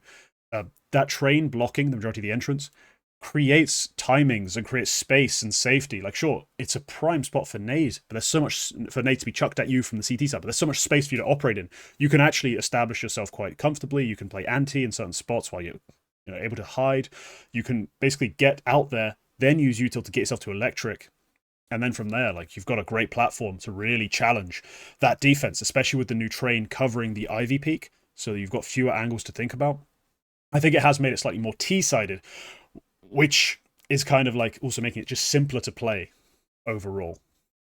Oh yeah, I did see some players have maybe some worries about that, where they thought the game is already more T-sided than it was in Go. Yep. I'm not sure if that's the case. I've played them up It is twice, I think. I lost one conclusively and I won one conclusively. No, sorry, it was a 13-11, but we had like a 12-2 lead and then choked it. But yeah, I'm gonna be curious to see how it plays out, because I haven't really figured it out myself yet. I haven't played it too much, but yeah, I would be slightly worried about the T-sidedness. At a pro level, yeah, they'll be able to make use of timings and everything way better. But already, I had a teammate complaining that after he got out onto a site as a CT and started swinging towards electric, the Ts were already shooting him from the back of the red train. Now, this isn't particularly new timing. He's just bad with utility, but it's something to consider at the low levels. But all right, that's enough about train, a map we don't have that much data on. Let's talk about IESF. We're going to try and wrap these up relatively quickly. I think we're just going to stick to a quick point each. I'm going to lead this off. There is a legitimate French Counter-Strike team in the women's scene to create. I'm going to really focus in on this because I watched France make the final of the event, give Na'Vi, essentially Na'Vi Javelins, but now just playing as Team Poland and their old roster before they made international changes. One of the best teams in women's Counter-Strike the last 3 years. Play them close and play them well. So I think there's a great deal of talent in the French team that's just not being used. Now, let's say the roster they had was Quacke, Astra, Emerald, Rachel, and crap, I'm blanking on the fifth. Her name's not crap. Yes, I know it's not crap. Thank you. Oh my god, why am I blanking? She's a solid as hell player as well. Sorry, which ones did you say? Julie, the veteran. Julie. And the thing is, like, Julie's sort of like the IGL leader of the team. You've got Rachel is like sort of the entry fragger. She's a monster. She was on Let Her Cook when they run to the last finals of Impact. You've got Astra as just a star rifle. Kind of in the past has been also a bit of a hybrid AWPer, or maybe picked up the AWP on a certain roster, but a very talented big time fragger. And then Quacke on the AWP was just good all event long. Emerald playing sort of supportive rifle spots, but historically has also played the AWP fairly well. I mean, I remember from pre-Impact, basically, she was on a team playing the AWP and being a very solid contributor in that sense. So there's a variety of players here from different places. When you put them together, you get one of the best women's teams in the world. Like, I'm talking one of the 5 to 6 best women's teams in the world. So the fact that we don't have a Vitality Fe, a French sort of CS women's team is a shame, because these players really could be a thing. And even if we say Quacke stays with FlyQuest Red, keeps AWPing with them, doesn't play for this team, Emerald steps into the AWP spot, then you just need to fill a rifle. Like, it's not that bad. Like, it's not that big of a downgrade. Astra's on Na'Vi as well. Yes, I know, but I'm saying, come on, work with me here. Like, I'm aware everyone's got their own teams, their own things going on. I'm just saying that, like, if that's the one player we lose, we have an AWP backup, All right, yeah, that's true. But she's the one who's kind of established in America. The rest of them are already in Europe. So I think there's a team there. It's a shame that Rachel seems to be not committed to Counter-Strike, as in apparently she left Let Her Cook through lack of motivation, which I don't get. But then I'm not her, so, if finishing second at Impact wasn't enough to motivate her and keep her interested with the dominant performances she put up, can't really say much more. Like, if that wasn't enough, maybe she just doesn't want to be committing that much time to the game, and that's fine. But it's disappointing that we're not going to see this French team sort of as a unit very much, because, man, they played some solid Counter-Strike. They put up a great show, and as we predicted, they made it to that grand final. Just a shame they couldn't get over the line. 2-1 loss to what is essentially the second best team in women's Counter-Strike. Like, that is phenomenal. Yeah, they played a very good game. Like, I'm going to touch upon this in my own take, but we have, like, we have a lot of we called this very well. We called this very well in the female side. It was going to be France, Poland, or Sweden, and yeah, that was pretty much exactly that. It was going to be that, and they did get knocked out by Poland in a close game. So yeah, it's a shame that this team sort of doesn't come together. Vitality, one of the orgs that I think probably I would have predicted going into Impact at some point, but they're one of the few one of the few big orgs which have never touched the Impact League at this point, despite being Louvre. What do they call it? The Lanxess agreement or Louvre agreement? I can't remember which one is which. Agreement, yeah, that's that thing, yeah. Yeah. Despite being part of that ESL partnership, they still didn't touch ESL Impact. So yeah, I like this because a lot of the players are also players who you probably would have not written off, but like at some point probably would have said that these guys aren't particularly too good. Like Astra was cut from NIP, and you have like Astra was cut from NIP is now playing on Navi and doing very well. You have KOD who's in North America, very strong, but like in North America. Emerald, who sort of bounced about, didn't really end up on anywhere when the Impact sort of time came along. Rachel as well, strong, but not really in it. Emerald's a weird one. Sorry, I just feel like I have to touch on this because go ahead. Again, we saw her. It was in the. She was on Flames Shield Maidens for a bit, but I know from before then. It was what's the event called? I can't remember, but we used to cast it. It was they had like a dog. It was like a dog logo or something like that. It was like it's a paw. Yeah. I can't remember what it was called at this point. Underdogs. That was it. Yeah. Underdogs. FE like sort of league. Before basically the women's team was about to die, and this was the last remaining cup. And then the next year, Impact comes along and saves it. But thank God. In this event, Emerald was playing on an AWP. I remember we found some absolute beasts in this event, like Ayami as well on the rifles. Whatever ended up on her? Like I remember seeing her pop up in a Face It game with Bit on her team, like playing against some guys we know. Ayami, Swedish player, you should know her, but she was an absolute animal. But yeah, Emerald on the AWP was really good. It's just every time I see her do like a looking for team announcement, she puts like AWP / I could rifle. So I just think, yeah, she never got the opportunities she was looking for, I think, on the AWP, and just kind of resigned herself to like, I'll play the rifle spots. And I think that's just, I want to see a bit more force, demand that AWP. Like go into teams and be an AWPer. Like you were good. Yeah. You were really good. Really want to see that again. So yeah, I think French talent. She's on the WOPA Impact team now. But they don't really do. I don't know if they did manage, like if they even attempted the qualifier for. I assume they did attempted for the thing, but they didn't really make it. Yeah, it's because it's interesting in that sense. It's a team which is not exactly a reject team. They definitely have a lot of the players basically left on their own or have been around for long enough where Impact teams don't really want them. Like Julie perhaps isn't exactly. She's been around for long enough where I think maybe she is on the prime signing for a team like Navi. But yeah, it's interesting because it's players that you might not otherwise think about, and they're doing very well.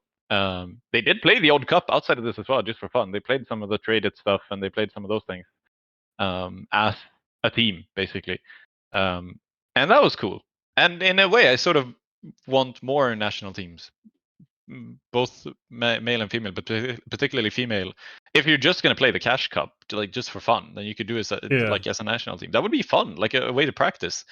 I'm sure that's done a lot for them going into this event, where they by doing that sort of stuff. So yeah, that's cool of them. But yeah, nice. And basically, my point is going to be somewhat related because I was going to talk about the fact that we called this event pretty much perfectly. I don't think there were a lot of takes we had which were wrong, as I recall. To be fair, we did sort of, spread our wings out and did say that pretty much everybody had a chance of doing well. But I'm just going to go from top to bottom in either group. We did say Portugal and USA could be strong teams. They did end up advancing into the groups. We did say Netherlands were not going to do jack, and they only beat Hong Kong, which is not particularly impressive. So well done. In the other group, France and Sweden obviously go through. This didn't require a genius to call it. Kazakhstan we did say they could be decent. Just show up out of absolutely nowhere with a bunch of unknown players. Yeah. They did put up a little bit of a fight. They We shocked had to play Sweden on overtime. that map. You know, that Yeah. first map. I was like, what? Kazakhstan have taken a map? Like, I know Potya's a player we recognize and has been solid. Yeah. But like, that's the second series. But yeah. Yeah, but still, if it's second Yeah. series, it's still something I didn't expect to happen. You know, that map going their way, like, yeah, they played well considering. First series we played overtime. We played overtime in the first series, and then the second series we lose a map. So yeah, well done. Also, just side note, I did find a funny clip where one of the players, I think it was MJ Da Queen, she had like her seating like arrangement on LAN. Like you see some players play like this. Like I think Bubsky used to play with the leg up, but she had like both legs up in her chair. Like I can't even do it. She had like both legs up on the seat of her chair and like sat like that. I just thought that was. I saw it on one of the clips and I just thought it was like that, yeah, yeah. See? And then those like guys that. who lift can't be flexible. God, yoga god. I can't play like that. It's too far from the table. Yeah. Anyway, Poland obviously go through, and then I think I don't know if I said it explicitly, but it did feel like Denmark and Canada. It was between those two making it out, of course, aside from Iran. Denmark ended up being stronger off of talent. Nice. Then we said Spain could be strong. Yes, they did go 2-0. They aren't a particularly strong side individually. They just have they were one of the few who sent a team and like an existing team. And they did very well. Australia, strong, obviously. I probably would have expected them to top the group, but no. Spain ended up being stronger through chemistry. South Africa, we didn't call. I don't think we called this at all. This is maybe out of the groups, maybe the one thing we didn't call at all. They were stronger than we thought. They almost beat South Africa in the final game. And hard they almost to beat guess. Australia. Yeah, they almost beat Australia. Oh, what did I say? You said South Africa again, but no, South Africa. Yeah, Heart Jess, like kind of random, as in we don't know her from anywhere. Like she isn't in on any HLTV teams. I don't know if I've ever seen her in any like impact qualifying context. There's nothing seem to be that much support for South Africa. She put up a beastly series to take Norway all three and take it over the line. Yeah, so she is a player to watch, hopefully one that can come to Europe. Like, I know it's a bit difficult to just randomly come to Europe. Potentially there's a team who needs a clearly insane openings kind of rifler, like an aggressive rifler. She might be one to think about. Like, hey, how much would it be to get her into Serbia or wherever the hell in Europe to get her to play some Counter-Strike? And maybe somewhere English speaking is a bit of a reach because you'd have to go into the Scandies or the Baltics. London's just expensive. Like, England's expensive. But hey, might be worth taking a risk on it. Risk on her, because wow. What an unexpected show up. And so credit to the South African ladies. Did not expect this much. No, for sure. But yeah, I'm going to keep going. Portugal, we did say dark horses. They did take the third place spot. France, Denmark in the quarterfinal there. Denmark lose, but they take a map, and it's off of Marie putting up a 128, one of the talents I highlighted. Poland, Sweden. I did say the final was going to be between France, Poland, and Sweden, and whichever one doesn't make the final is going to be knocked out by one of the other two. That's exactly what happened. We played 1-2 against Poland, ended up losing the final map 13-10. After winning the first map 4-13, and then losing Nuke on overtime, the second map. So we put up a very strong fight. It was very even, and I did think Sweden definitely could have been the final, but we'd end up losing to Poland, and I think it's fine losing to the champions. And then the US, they get a decently easy quarterfinal. They make it through. So yeah, we called this pretty well. Poland, I think, I don't know if we said this, but I probably would have thought that Poland would have thought of themselves as the big favorites. Not big favorites, but like they should probably win this. We did make that pretty clear. Like Poland should be the favorites of this event. They are basically an impact finalist team from 2 seasons ago. Not the last season. The season before that, it's basically them who are in the final. Like they're one of the best teams in the women's scene. They just make changes for this season of the league. Like, it's basically that team. So no, they are definitely heavy favorites coming into everything. The fact that France take a map, don't get blown out on either of the maps they lose, I think is impressive. Yeah, this is a difficult to beat roster. There you go. They have chemistry, they have talent, they have it all. So no, that's the women's event. The men's event grand final is now settled, as in who it's going to be, because Nexus have just finished beating Metasport 2-1. Yeah, that's going to be my. I'm just going to put my bit in here because I hadn't put one in the schedule. I'm just going to throw that in here. Yeah, Nilo and Metasport don't quite have enough to make it into the grand final. I am genuinely surprised because, my God, this Metasport roster were our heavy favorites to win it between us. Like, Yes. we thought they were one of the group, of teams who should be up there to win it. But we did think they were the best team. Now, they're playing the third place decider against Serbia right now. But man, this event, where we got in the women's event pretty much entirely correct. There were also some things we kind of got right and wrong, I guess, in the men's side. And I want to just focus on Metasport here because, yeah, beating the Huns comfortably, as expected in the quarters, losing to Nexus, I think that's going to be a huge letdown. I think we see a relatively weak series from Plopsky and Adam B. Acceptable series for a rifler, but when you're a team who should, on paper, outclass the opposition, pretty much 1 through 5 in terms of fragging, you do expect a lot more from those guys. Yeah, disappointing. I guess maybe you can start pointing blame at stuff, amount of travel, like amount of play they've had recently. Maybe they finally ran out of steam, like just an energy thing. If they lose to Serbia, I'll say that's entirely the case. But realistically, I think just an unexpectedly good level out of Nexus, who credit where credit is due. No one expected them to play this well. They have been so underwhelming this past year online that I kind of thought I wasn't even sure they'd make it out of groups here. Like, I thought they might get grouped, considering their group. They do make it past like teams like Kono and USA. Like, I mean, maybe not USA is a great example. If that roster, No, I'm gonna talk about that. Pretty weak, but like Kono is a monster of a roster who beat them, online. They're a better team in Tier 2 European play, or Tier 3. But the fact that they make it past these rosters, shocking, impressive. Credit to Zello. He's been playing very well. Yeah, in the interest of talking about things we called, unfortunately, I did say that Nexus could be a strong team, that they maybe go a little bit underrated here. But eventually that ends up biting me in the ass because they do end up beating Metasport in the semifinal.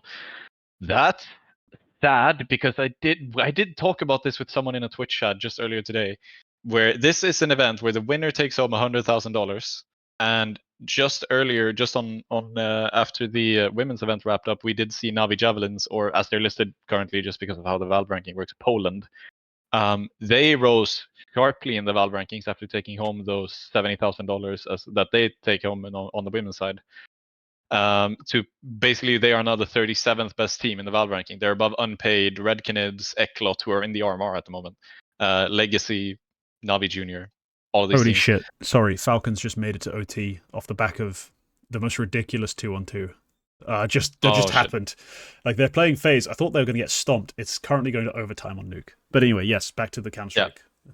So what I think is a little bit sad about this is that if Metasport had taken home $100,000, as we would have expected them to in this LAN event, Navi Javelins, they gain 215 Valve ranking points, and you can't really say it's 1-for-1. It depends on the opposition you play and stuff. But I think with $100,000, they would have gained at least 100 points.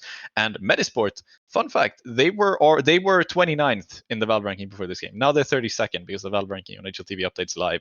If they had gained those 100 points, or more, they definitely would have been in like the number 21 on the Valve ranking, and that's probably enough to get a Katowice fucking invite, because those get handed out quite soon. So that's sad. They might still get it. Like, I don't know how much this Serbia win is going to do and how much the prize money is going to do. They might still go up into like the top 24 or whatever is actually the they're getting 15 or 25k. Yeah, and the major can also change a lot, because if you end up losing a lot in the European RMR or in the major, like, there is the fact that if you are in a good position, you're better off not playing at all than to actually play and lose and get negative points. But so there's still a chance, but I do think it's sad that we could have pretty much locked in Metasport for a Katowice invite off of the IESF event, which is kind of crazy, but they didn't, unfortunately. So yeah. Anyway, that's sad for Metasport, but I do hope they take home the bronze against Serbia, which would be a nice little consolation at least. It would be a consolation prize, but it'd be important for them, I think, to get that. But yeah, let's get on to your point. A bit odd, but I guess it is what it is. It's not. Yep. I don't think you're lying. I think you're right. I'm gonna talk about the fact that Team USA are completely abandoned by their nation. They went 0-5 in their groups in best of 1 games. which is I honestly think that is a bit surprising. Team USA should not be getting bodied 3-13 against Tunisia.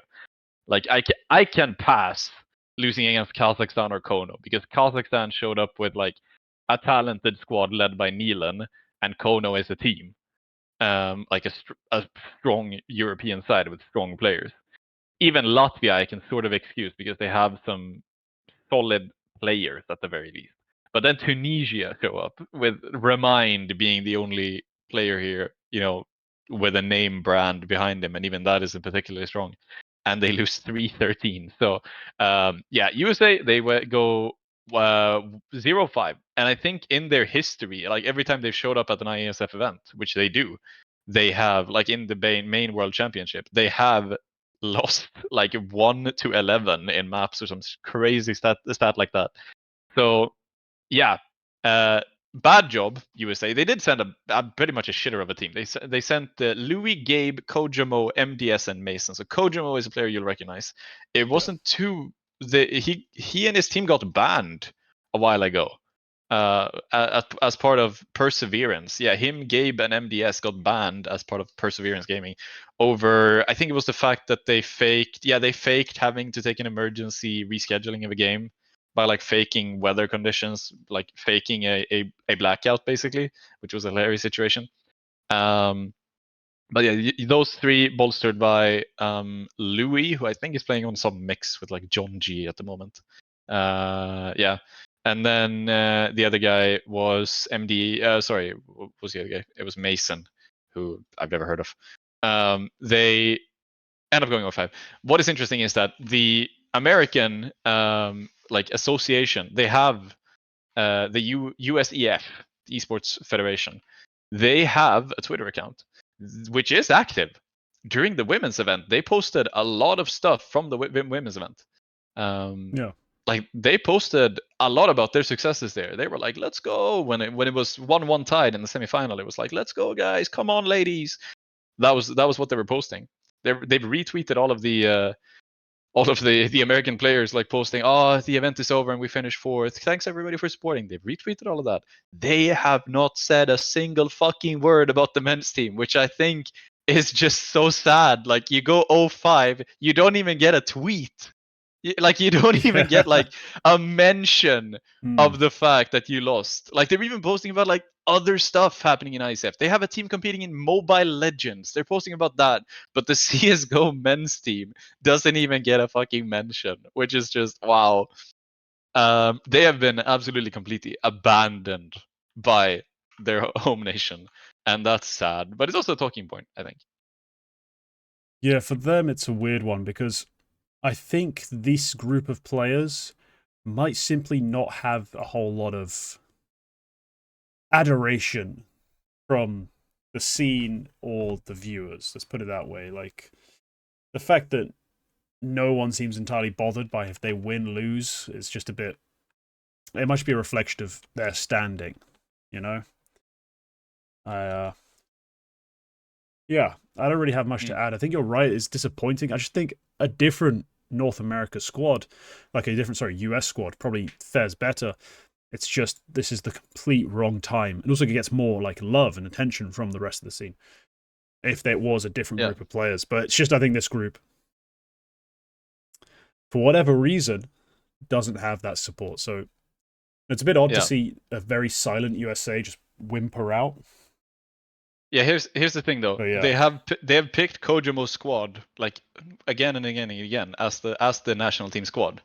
And I'm gonna steal this take from M&M's. He basically said, "I assume USEF have continually chosen Kojamo's squad because of his social following, because he's a streamer and like he has some opinions, and people like to follow that." Um, and but then why why would they do that when they don't even post anything? I just thought, that's just it's really sad to see like such a big country like as the US. It's not huge like in CS standings, but especially when we're talking national sports, like national international team player, like team sports. As small as esports is, that's just sort of below the bar, I think, for USEF to not even make a yeah, tweet, because I criticize the Swedish esports federation for not being big enough on socials, for not posting a lot, but at least they update us on the matches in the world championship of the biggest esport. So it's like, yeah, that's I just thought that was really funny, and I just wonder why. Like, who decided we're not going to post? Is it too embarrassing to have gone 05, or Yeah, do they but now 01, despise the players? 01, you're supposed to update like, oh, we lost this Yeah, game. Yeah, but no, it's all a bit. Oh, it's a bit murky. yeah.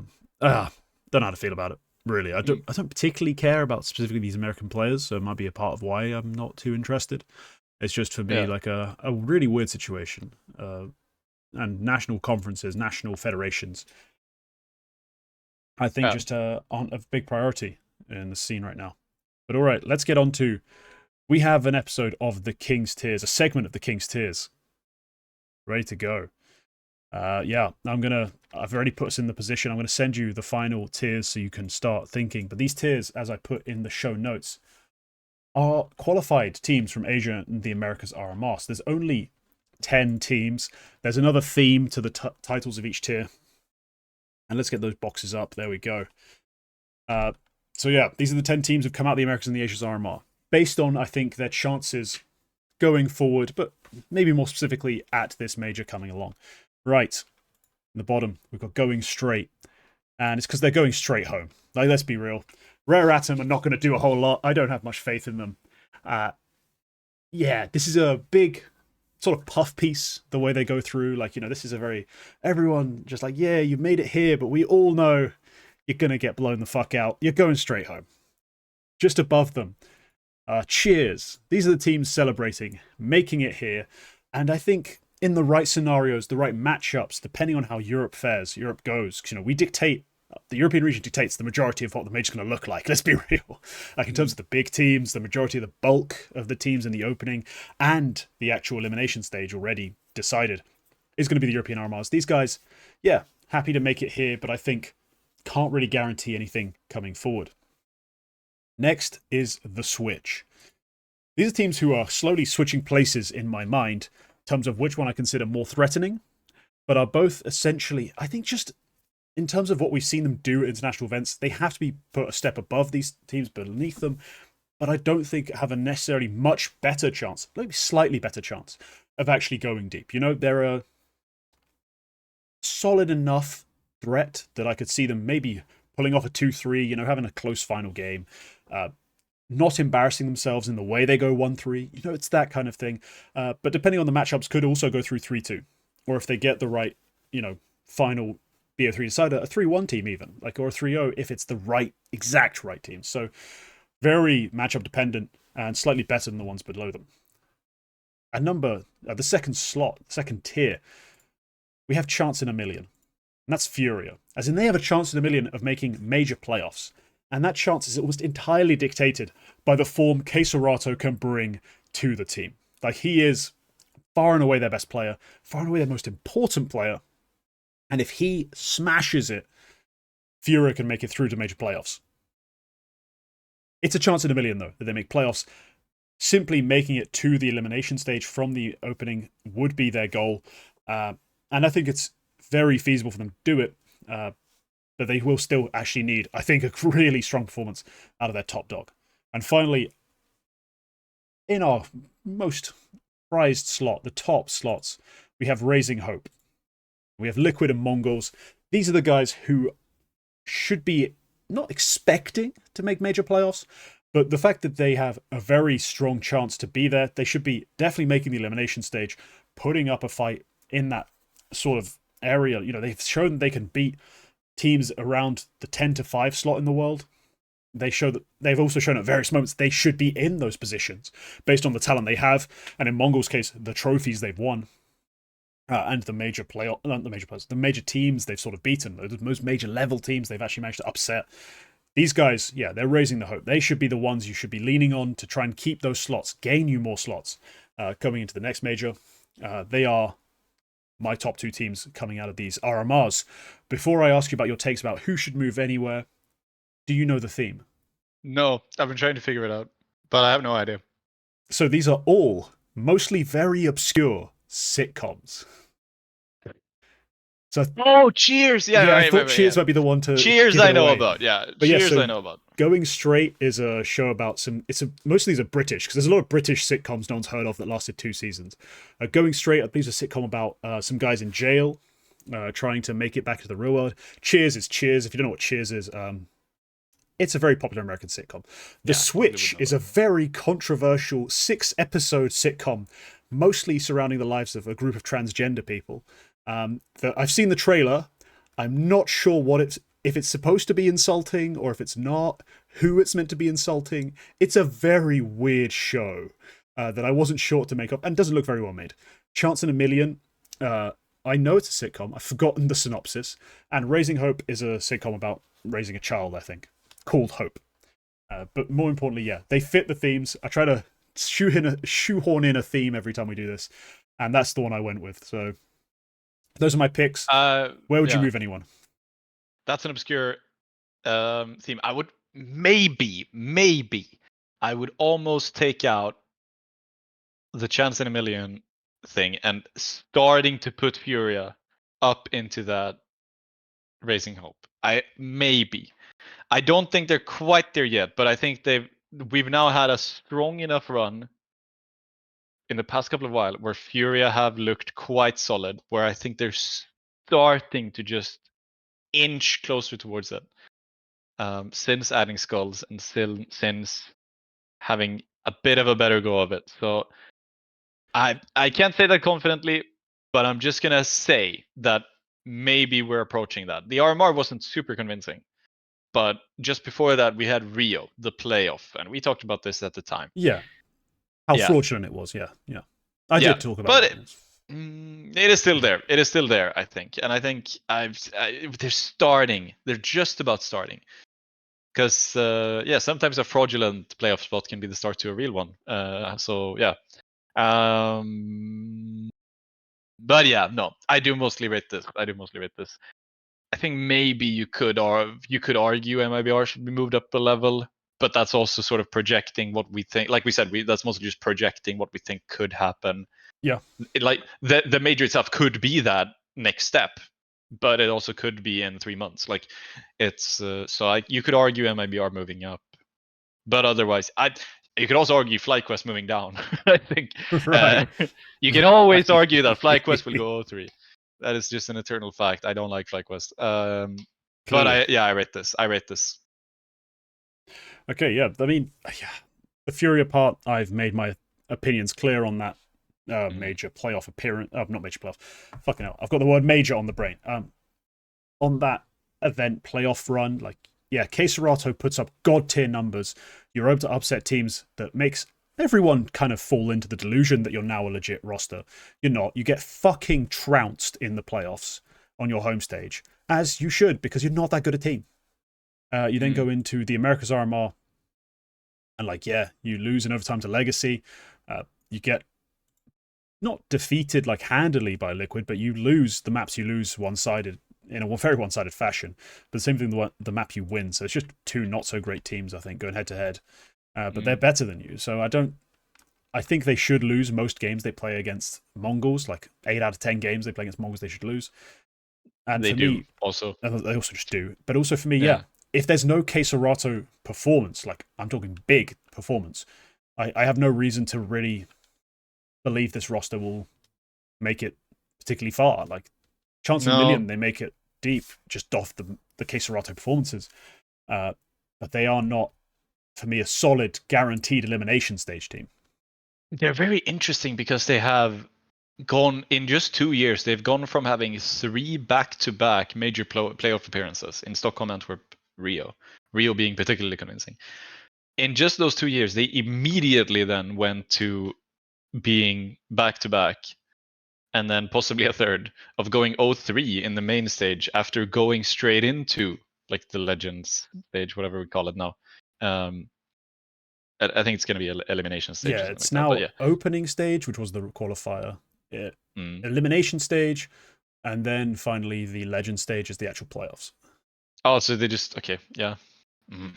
Yeah, all very weird, but They went 0-3 in the past 2 majors, and that was despite not having. Oh, yeah, okay. So in Copenhagen they did go through the opening stage, but yeah, in the yeah. So they they have actually gone from being quite convincingly one of the regular major playoff teams to going very convincingly one of the shit teams who should not do anything. So yeah, maybe this is a turnaround. Maybe this is just a continuation of the trend. Let's see what happens. Yeah, onto At the least they don't eternal have a free shuffle. spot in the yeah. At least they don't have a free spot in the Legends stage at least. But yeah, Yeah, that's nice. But eternal shuffle coming to town, it's always there. Never stops happening, and we don't actually have any real almost. moves. No, yeah, almost stopped happening this week. Yeah, Yeah, it was very close, but instead we kind of have one roster, one rumor here that the second rumor we've put in is very rumor. The first one is we know part of it, we kind of know the other part to be kind of true. So the vitality conversations where we're going with this. So moving into 2025, we are very likely to, I'm not sure how solidly confirmed it is, but we are very likely to have a vitality that doesn't have Spinks anymore, which I think is quite a big announcement. For Spinks has been, well, disappointing in arena games this year.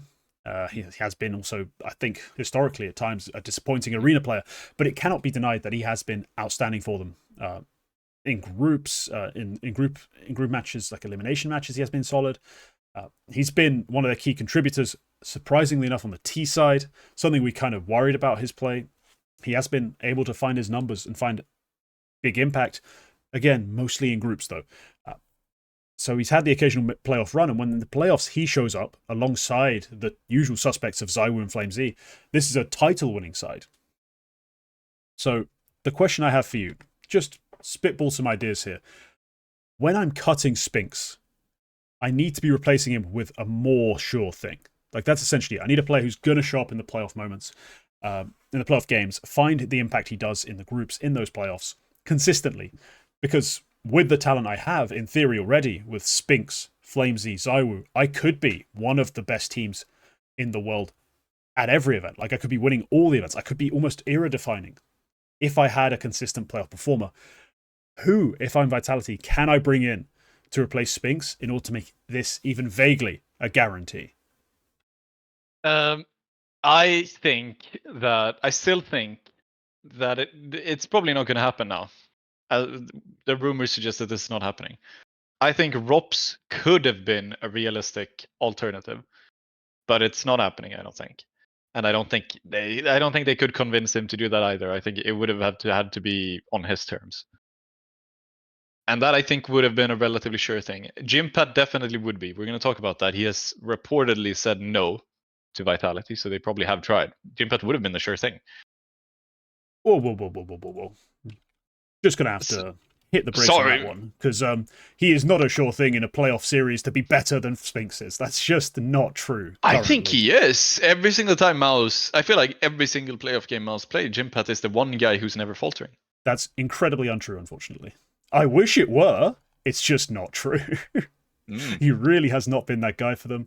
Yeah, hang on. I'm just whipping out the sheet, of course, with the yes, numbers. You do have the raw numbers. I'm just looking at the match page itself, just trying to see like, oh yeah, he was high here, he was high here. Yeah. Yeah, Jimpphat in elimination games goes down 0.04. In arena games goes down 0.08 from a 1.14 to a 1.06. So he essentially goes from being it's basically the same drop, slightly, I think, marginally better drop than Spinks has, but it's a margin. You know, it's so close, and also we can't really say we don't have as tested in terms of that, because he doesn't play as many big arena games as Spinks has this year. Spinks has played a shit ton, so no, I don't think it's unfortunately not a guarantee that he's gonna be better in those arena matchups. Yeah, no, that is fair. In that case, I think ROPS might have been your only option, to be honest, because I cannot think of anyone else. No, I have a hard time picking anybody else.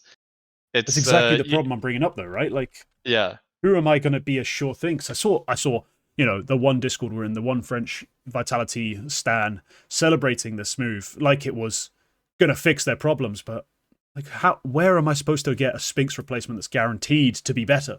Like, even if I go digging through other big teams, do I trust Bit outside of Alexi B's system? No. He also does fall off a fair bit in arena games. If you look at the totality of the year, which a lot of Na'Vi and Alexi B stands and JL stands want to just pretend only the second half of the year and the major happened. If you look across the entire year, they're an incredibly fine team. They're not a dominant era-defining team, and that's been the entire conversation. So if you look at Bit, yeah, he does fall off in playoffs as well, and I don't really trust him outside of Blade. Like, having Blade on him was the big thing. Bringing in Rops would be good, but if he said no, he's also not been very consistent this year. I mean, what am I supposed to do? Like, Hunter? Is Hunter the guy? Like, am I going to try and get Hunter out of G2? Because he's not the guy in my eyes. So I really don't see a clear-cut replacement that makes a lot of sense. So I think losing Spinks is a huge loss. And one of the Astralis guys maybe could have been an option, like a Yabi or Stown. Not a sure thing, but a possibility. Yeah, speaking of playoff woes, famously able to stomp group stages and then just shit the bed is Astralis. Yeah. But like a Stown or a Yabi maybe could have, based on their heroic form, they probably maybe could have been an option. Yeah, they're younger. Maybe you can still build some metal. Maybe they've got something to still find in themselves in terms of that big game courage. But we don't have it currently, so I don't see a. No, other than that, it's gonna have to be a gamble. It's gonna have to be something out of Sangle or somebody out of one of these other teams. I can't pick one out right now. I can't do that. I think it might be Hunter. It might end up being Hunter, to be honest. Yeah, if I had to take a Sangle is my go-to currently to pick apart for upgrades. Let's say I take Jota. I push him because he currently does play some hard anchor spots. Maybe he does take those on CT side, allow FlameZ to play the rotator spots that the Spinks had, and then we have him on the T side being that kind of semi-lurker, who's very aggressive at times, loves to play make. That in theory could end up being an upgrade. If you believe in Jota's talent and you believe that when you put him on the big stage he delivers. We haven't actually seen him do it yet, but then again, that's the antithesis of a sure thing. Like, picking up a guy from a smaller squad who's quite young hasn't been there.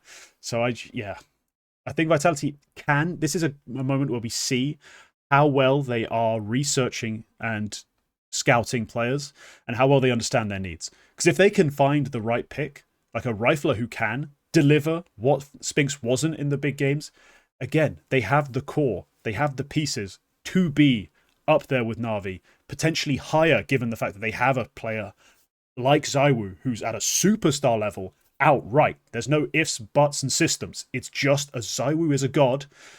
Can we build something else around him that helps deliver on the big stages where he does also take like a 0.10 dip? Like, can we find that other piece that can stay up there? The only player who does on this team is FlameZ.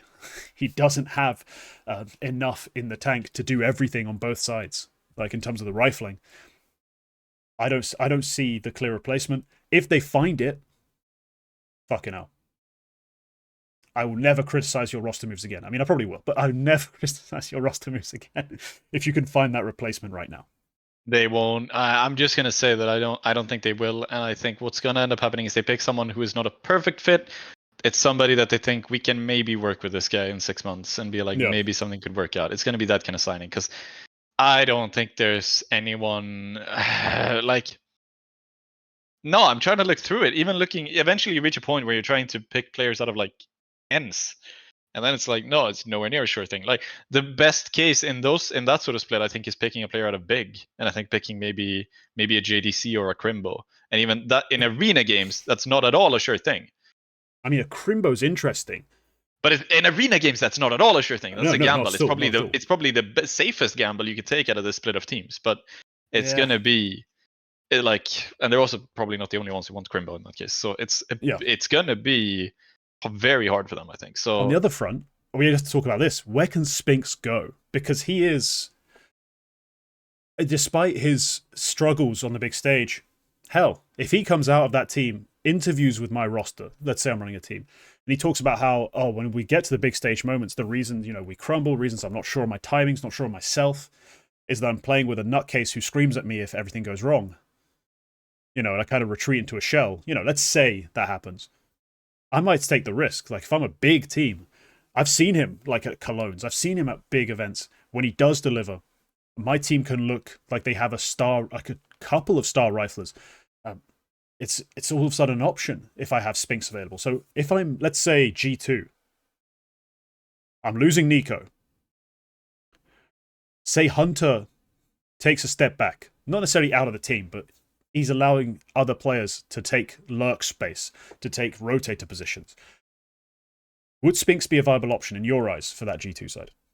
Probably. I think at this point, with Nico leaving, there's a lot of people you can move around in G2. You have some Hunter is a pretty malleable player. I think he can play quite versatile different roles. He's also not necessarily a player I want to give star roles to. Let's consider his. Yeah. And then, what Snacks' future is, we have absolutely no idea. We have no idea if, like, maybe Snacks is also one of the players going. Probably at this point, no. They have several tier 1 trophies at this point, but they... two, yes. That is several. No, it's not. It's one, two. It's a couple. I think Mouse is a landing spot. I think if FaZe end up making roster changes, it could be them, but I don't think they will. I think FaZe will keep going. I think Heroic might be an option. I'm not sure why, but that's just something I'm thinking. I think I'm wondering is maybe, I don't think this is viable, but like Liquid popped into my mind, like for your. But that's also, it's gonna be forcing it. It's gonna be forcing the roles quite a bit. The roles are a bit awkward. Yeah. Yeah. So I wouldn't take that. It's difficult. It's difficult. Do you know what? If FaZe, yeah, what? So you know how there's been rumors, strong rumors, that firstly Nico might go in for Snappy. Secondly, Nico Simple, the only thing's guaranteed to stay in Falcons. More or less, yeah. Snappy. Even Simple not guaranteed, but yeah, all right, yep. Pretty much. Like, that's been a conversation that's been leaked, essentially. That it doesn't really matter. It's just going to be another AWPer in that case, so yeah. Snappy, all of a sudden, is available. Spinks is all of a sudden available. Sampaius is currently benched on Falcons. Madden, possibly available, since we're going to talk about this later. Jimpphat might be going to Falcons. Yeah, so I'm not saying they should rebuild that Ents roster in its entirety, because, let's be real, Madden has not impressed in Falcons, even with Snappy. But I'm saying, like, there could be a project there. Let's say Spinks doesn't have a surefire destination. If I'm an org, maybe who wants to enter CS, or maybe I'm on this in CS currently with a shitty Australian team, and I want to throw some more money out there, and say I'm like an Eagle that has those things, maybe I, take Snappy. Bring together your boys. We'll salary you. Recruit your fifth as you see fit. Because when he builds a roster, he can build a roster. Like, he's done it before, and he'll do it again. Maybe that's a play. What if you go Snappy, Madden, Sampaius? What if like Falcons just end up burning bridges? Like, they have this past year is like just like burn bridges, and what ends up happening is Snappy, Madden, Sampaius, Spinks, and Magisk with Zonic ends up being the team which we're putting together. Burn it, burn it, burn it. No, thank you. I do not want Zonic and Snappy together on any team ever again. Hell, okay, like, God, yeah, no. Right. Look, there's a lot of options for him. I'm just going to say another option, eternal option for any good European top tier player is always complexity, because they could use the upgrade in those sort of rifle spots. I don't know if he... Yeah, like, that would be juicy. Imagine we have it like Elige, and then cut Floppy or Grim, and then you have probably Grim, and then you put Snappy in there, or Spinks in there, sorry. Yeah, not the worst idea. But all right, that's enough rambling. I think we can speak in our own time about our weird little pet ideas.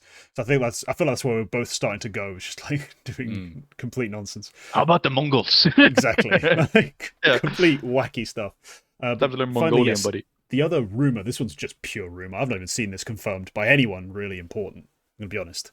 I think the source for both of these is the same person. That's KRL, both the Vitality and the Falcons thing. It's just KRL. The Jimpphat thing? It's just KRL. So apparently said no to Vitality. And G2. And G2. For me, I cannot see him doing anything other than staying in Mouse next year. If those teams he's already said no to, I don't think he ends up in Falcons unless they literally throw $50 billion. Oh, not literally, but like, they make him a stupid offer. I don't think he ends up going to anything like that because he's still very young. I think he stays on Mouse, if anything. If anything. Just that's what that shows to me. I don't think he ends up on Falcons. But the fact that he has rejected Vitality and G2 is huge. Not necessarily for G2, because when I've gone through it in my own theory crafting, I don't see it as a particularly perfect move for them to go for Jimpphat.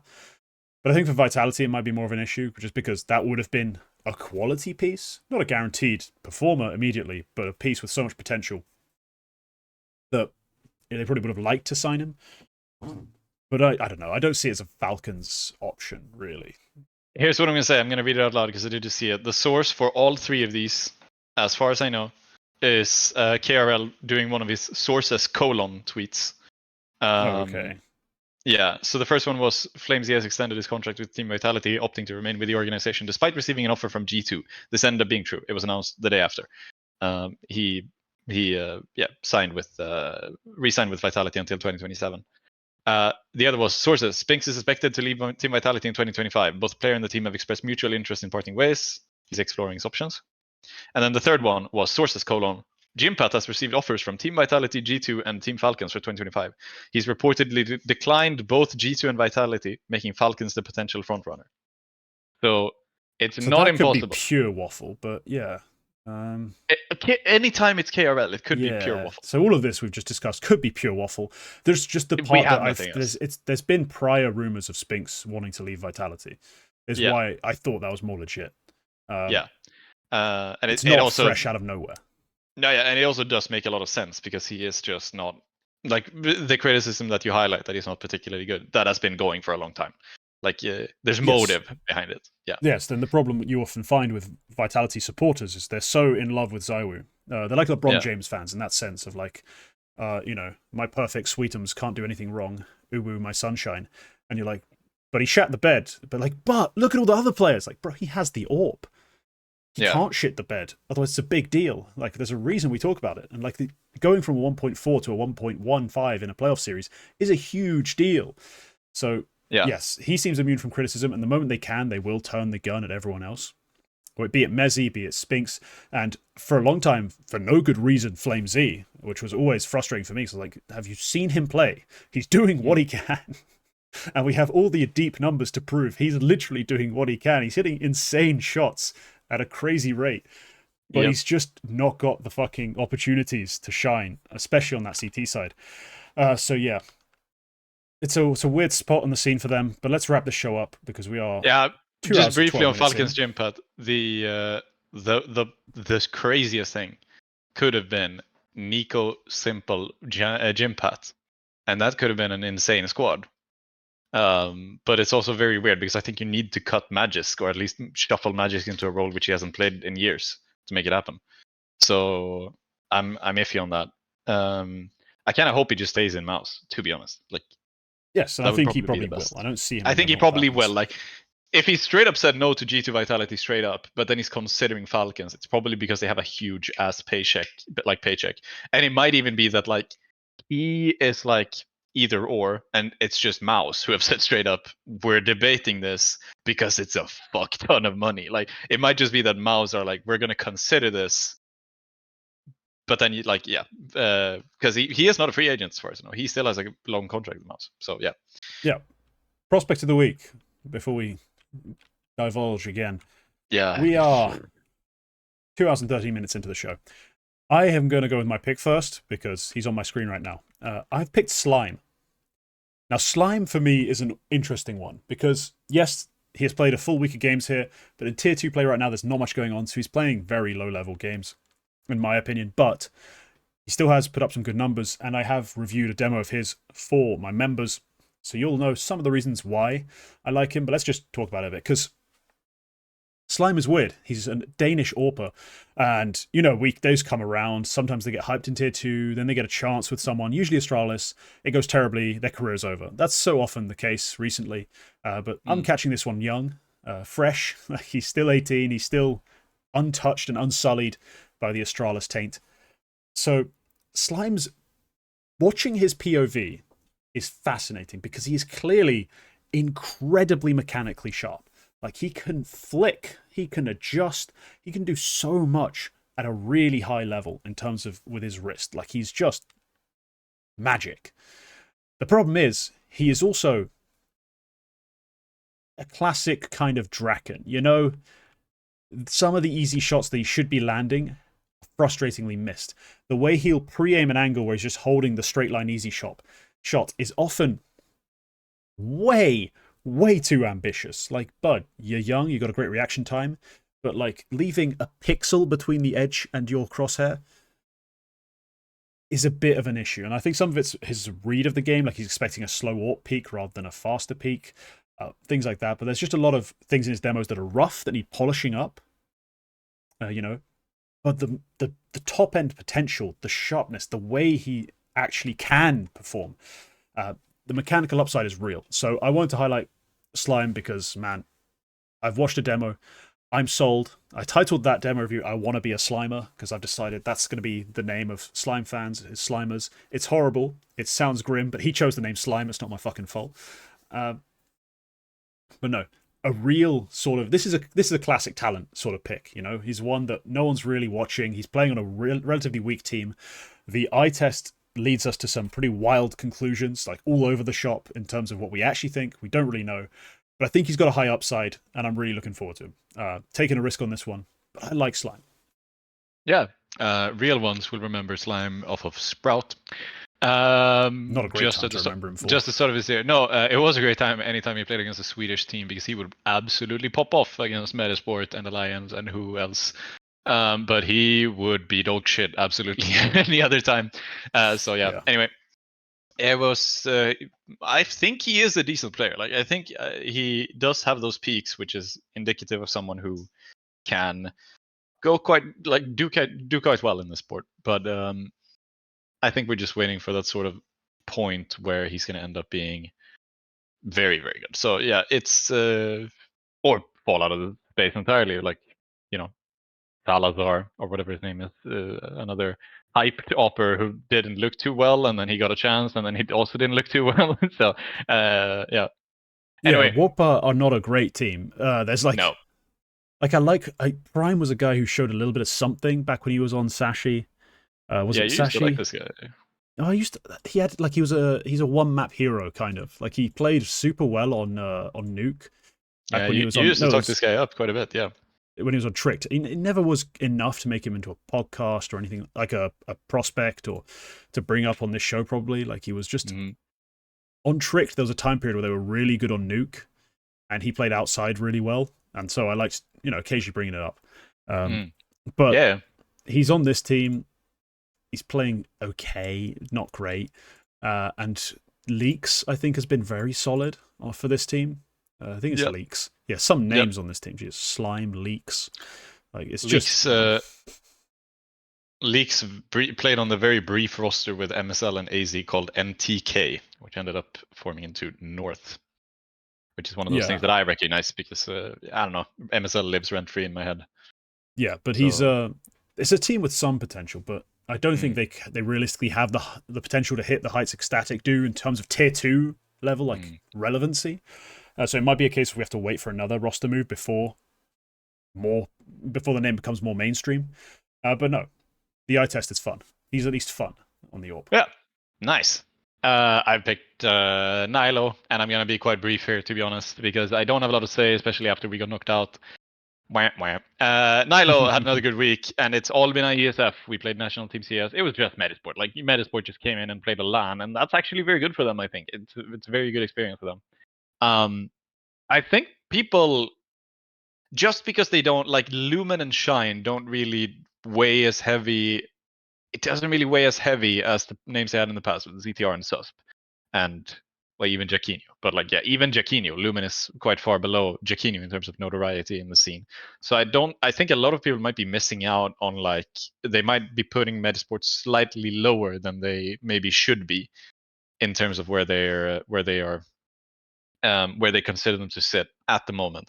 So them coming here as the big favorites was definitely the right move, and they're definitely on the rise. And I think they're starting to approach a point where they are almost as good as the good team was. Like, it's probably closer than it is far away. So, Yeah. and a big part of that is definitely Nilo. Like, Nilo has probably showed a really good level. And again, I remember we spoke about this last week when it was this, or 2 weeks ago maybe even, when it was the Swedish Cup. Nilo was one of those players who I think would disappear just a tad occasionally when he like in the big games. And now Right. he is showing up. Even in this loss against Nixas, he did show up. It's the final map. It's a bit iffy, but it's still a 15-16 in a 13-10. That's not bad. Mm-hmm. Like, he's still there. He didn't drop off entirely. In the first two maps, he was amazing. Like, even despite losing in overtime, that's a 30-23. That's very good, very respectable. So I think he's still up to that par where he is supposed to be, so to speak, and he's starting to reach even higher heights. It's a 134 week. I mean, it's easy. It's a bunch of easy games, bunch of best of ones against some easier teams. But he's up there. He's doing a good job. He's hopefully going to keep doing a good job, and maybe all of the people who picked him for their one to watch in the top 20 list. I assume we're going to get even more Nilo picks this week, hopefully, or this year, hopefully. But they might just have been 1 year off. So let's see what happens next year. Honestly, hopefully next year he graduates from prospect. Like, to be honest, like Yeah. Metasport thought they could do that this year as an org. It hasn't really come to be. Nilo, Nope. I think, has the talent to be on a like top 15 team right now. And Yeah. next year, hopefully, can make that leap even further. So no, he shouldn't be a prospect much longer. Is kind of the story. And yeah, any chance to pick him basically on this show has kind of been picked, like pretty much. Yeah. Like, they had a very Yeah. rough spell the middle 6 months of the year, basically. Mm. But everything surrounding it has been pretty great. So yeah, Metasport still exciting. Nilo still one of the best players Sweden has to offer. Just null and just nothing more. Like, it's not best young players, no, just best players in Sweden. He's on that list. I know, quite right to pick him, but all right, that wraps up the show. If you enjoyed it, leave a like. If you made it this far, you're my hero. Sub if you want to see more. Become a member if you want more content and the right to vote. I know everyone loves that for some reason. And yeah, leave a comment telling us your thoughts on all these topics. If you're a Drillas fan and for some reason you didn't stop watching at the 15-minute mark, fuck off. And yeah, chat shit in the comments if you wish, but Please it's all do. engagement. It's all engagement. Yeah, I read all of them. We'll see you next week. Goodbye.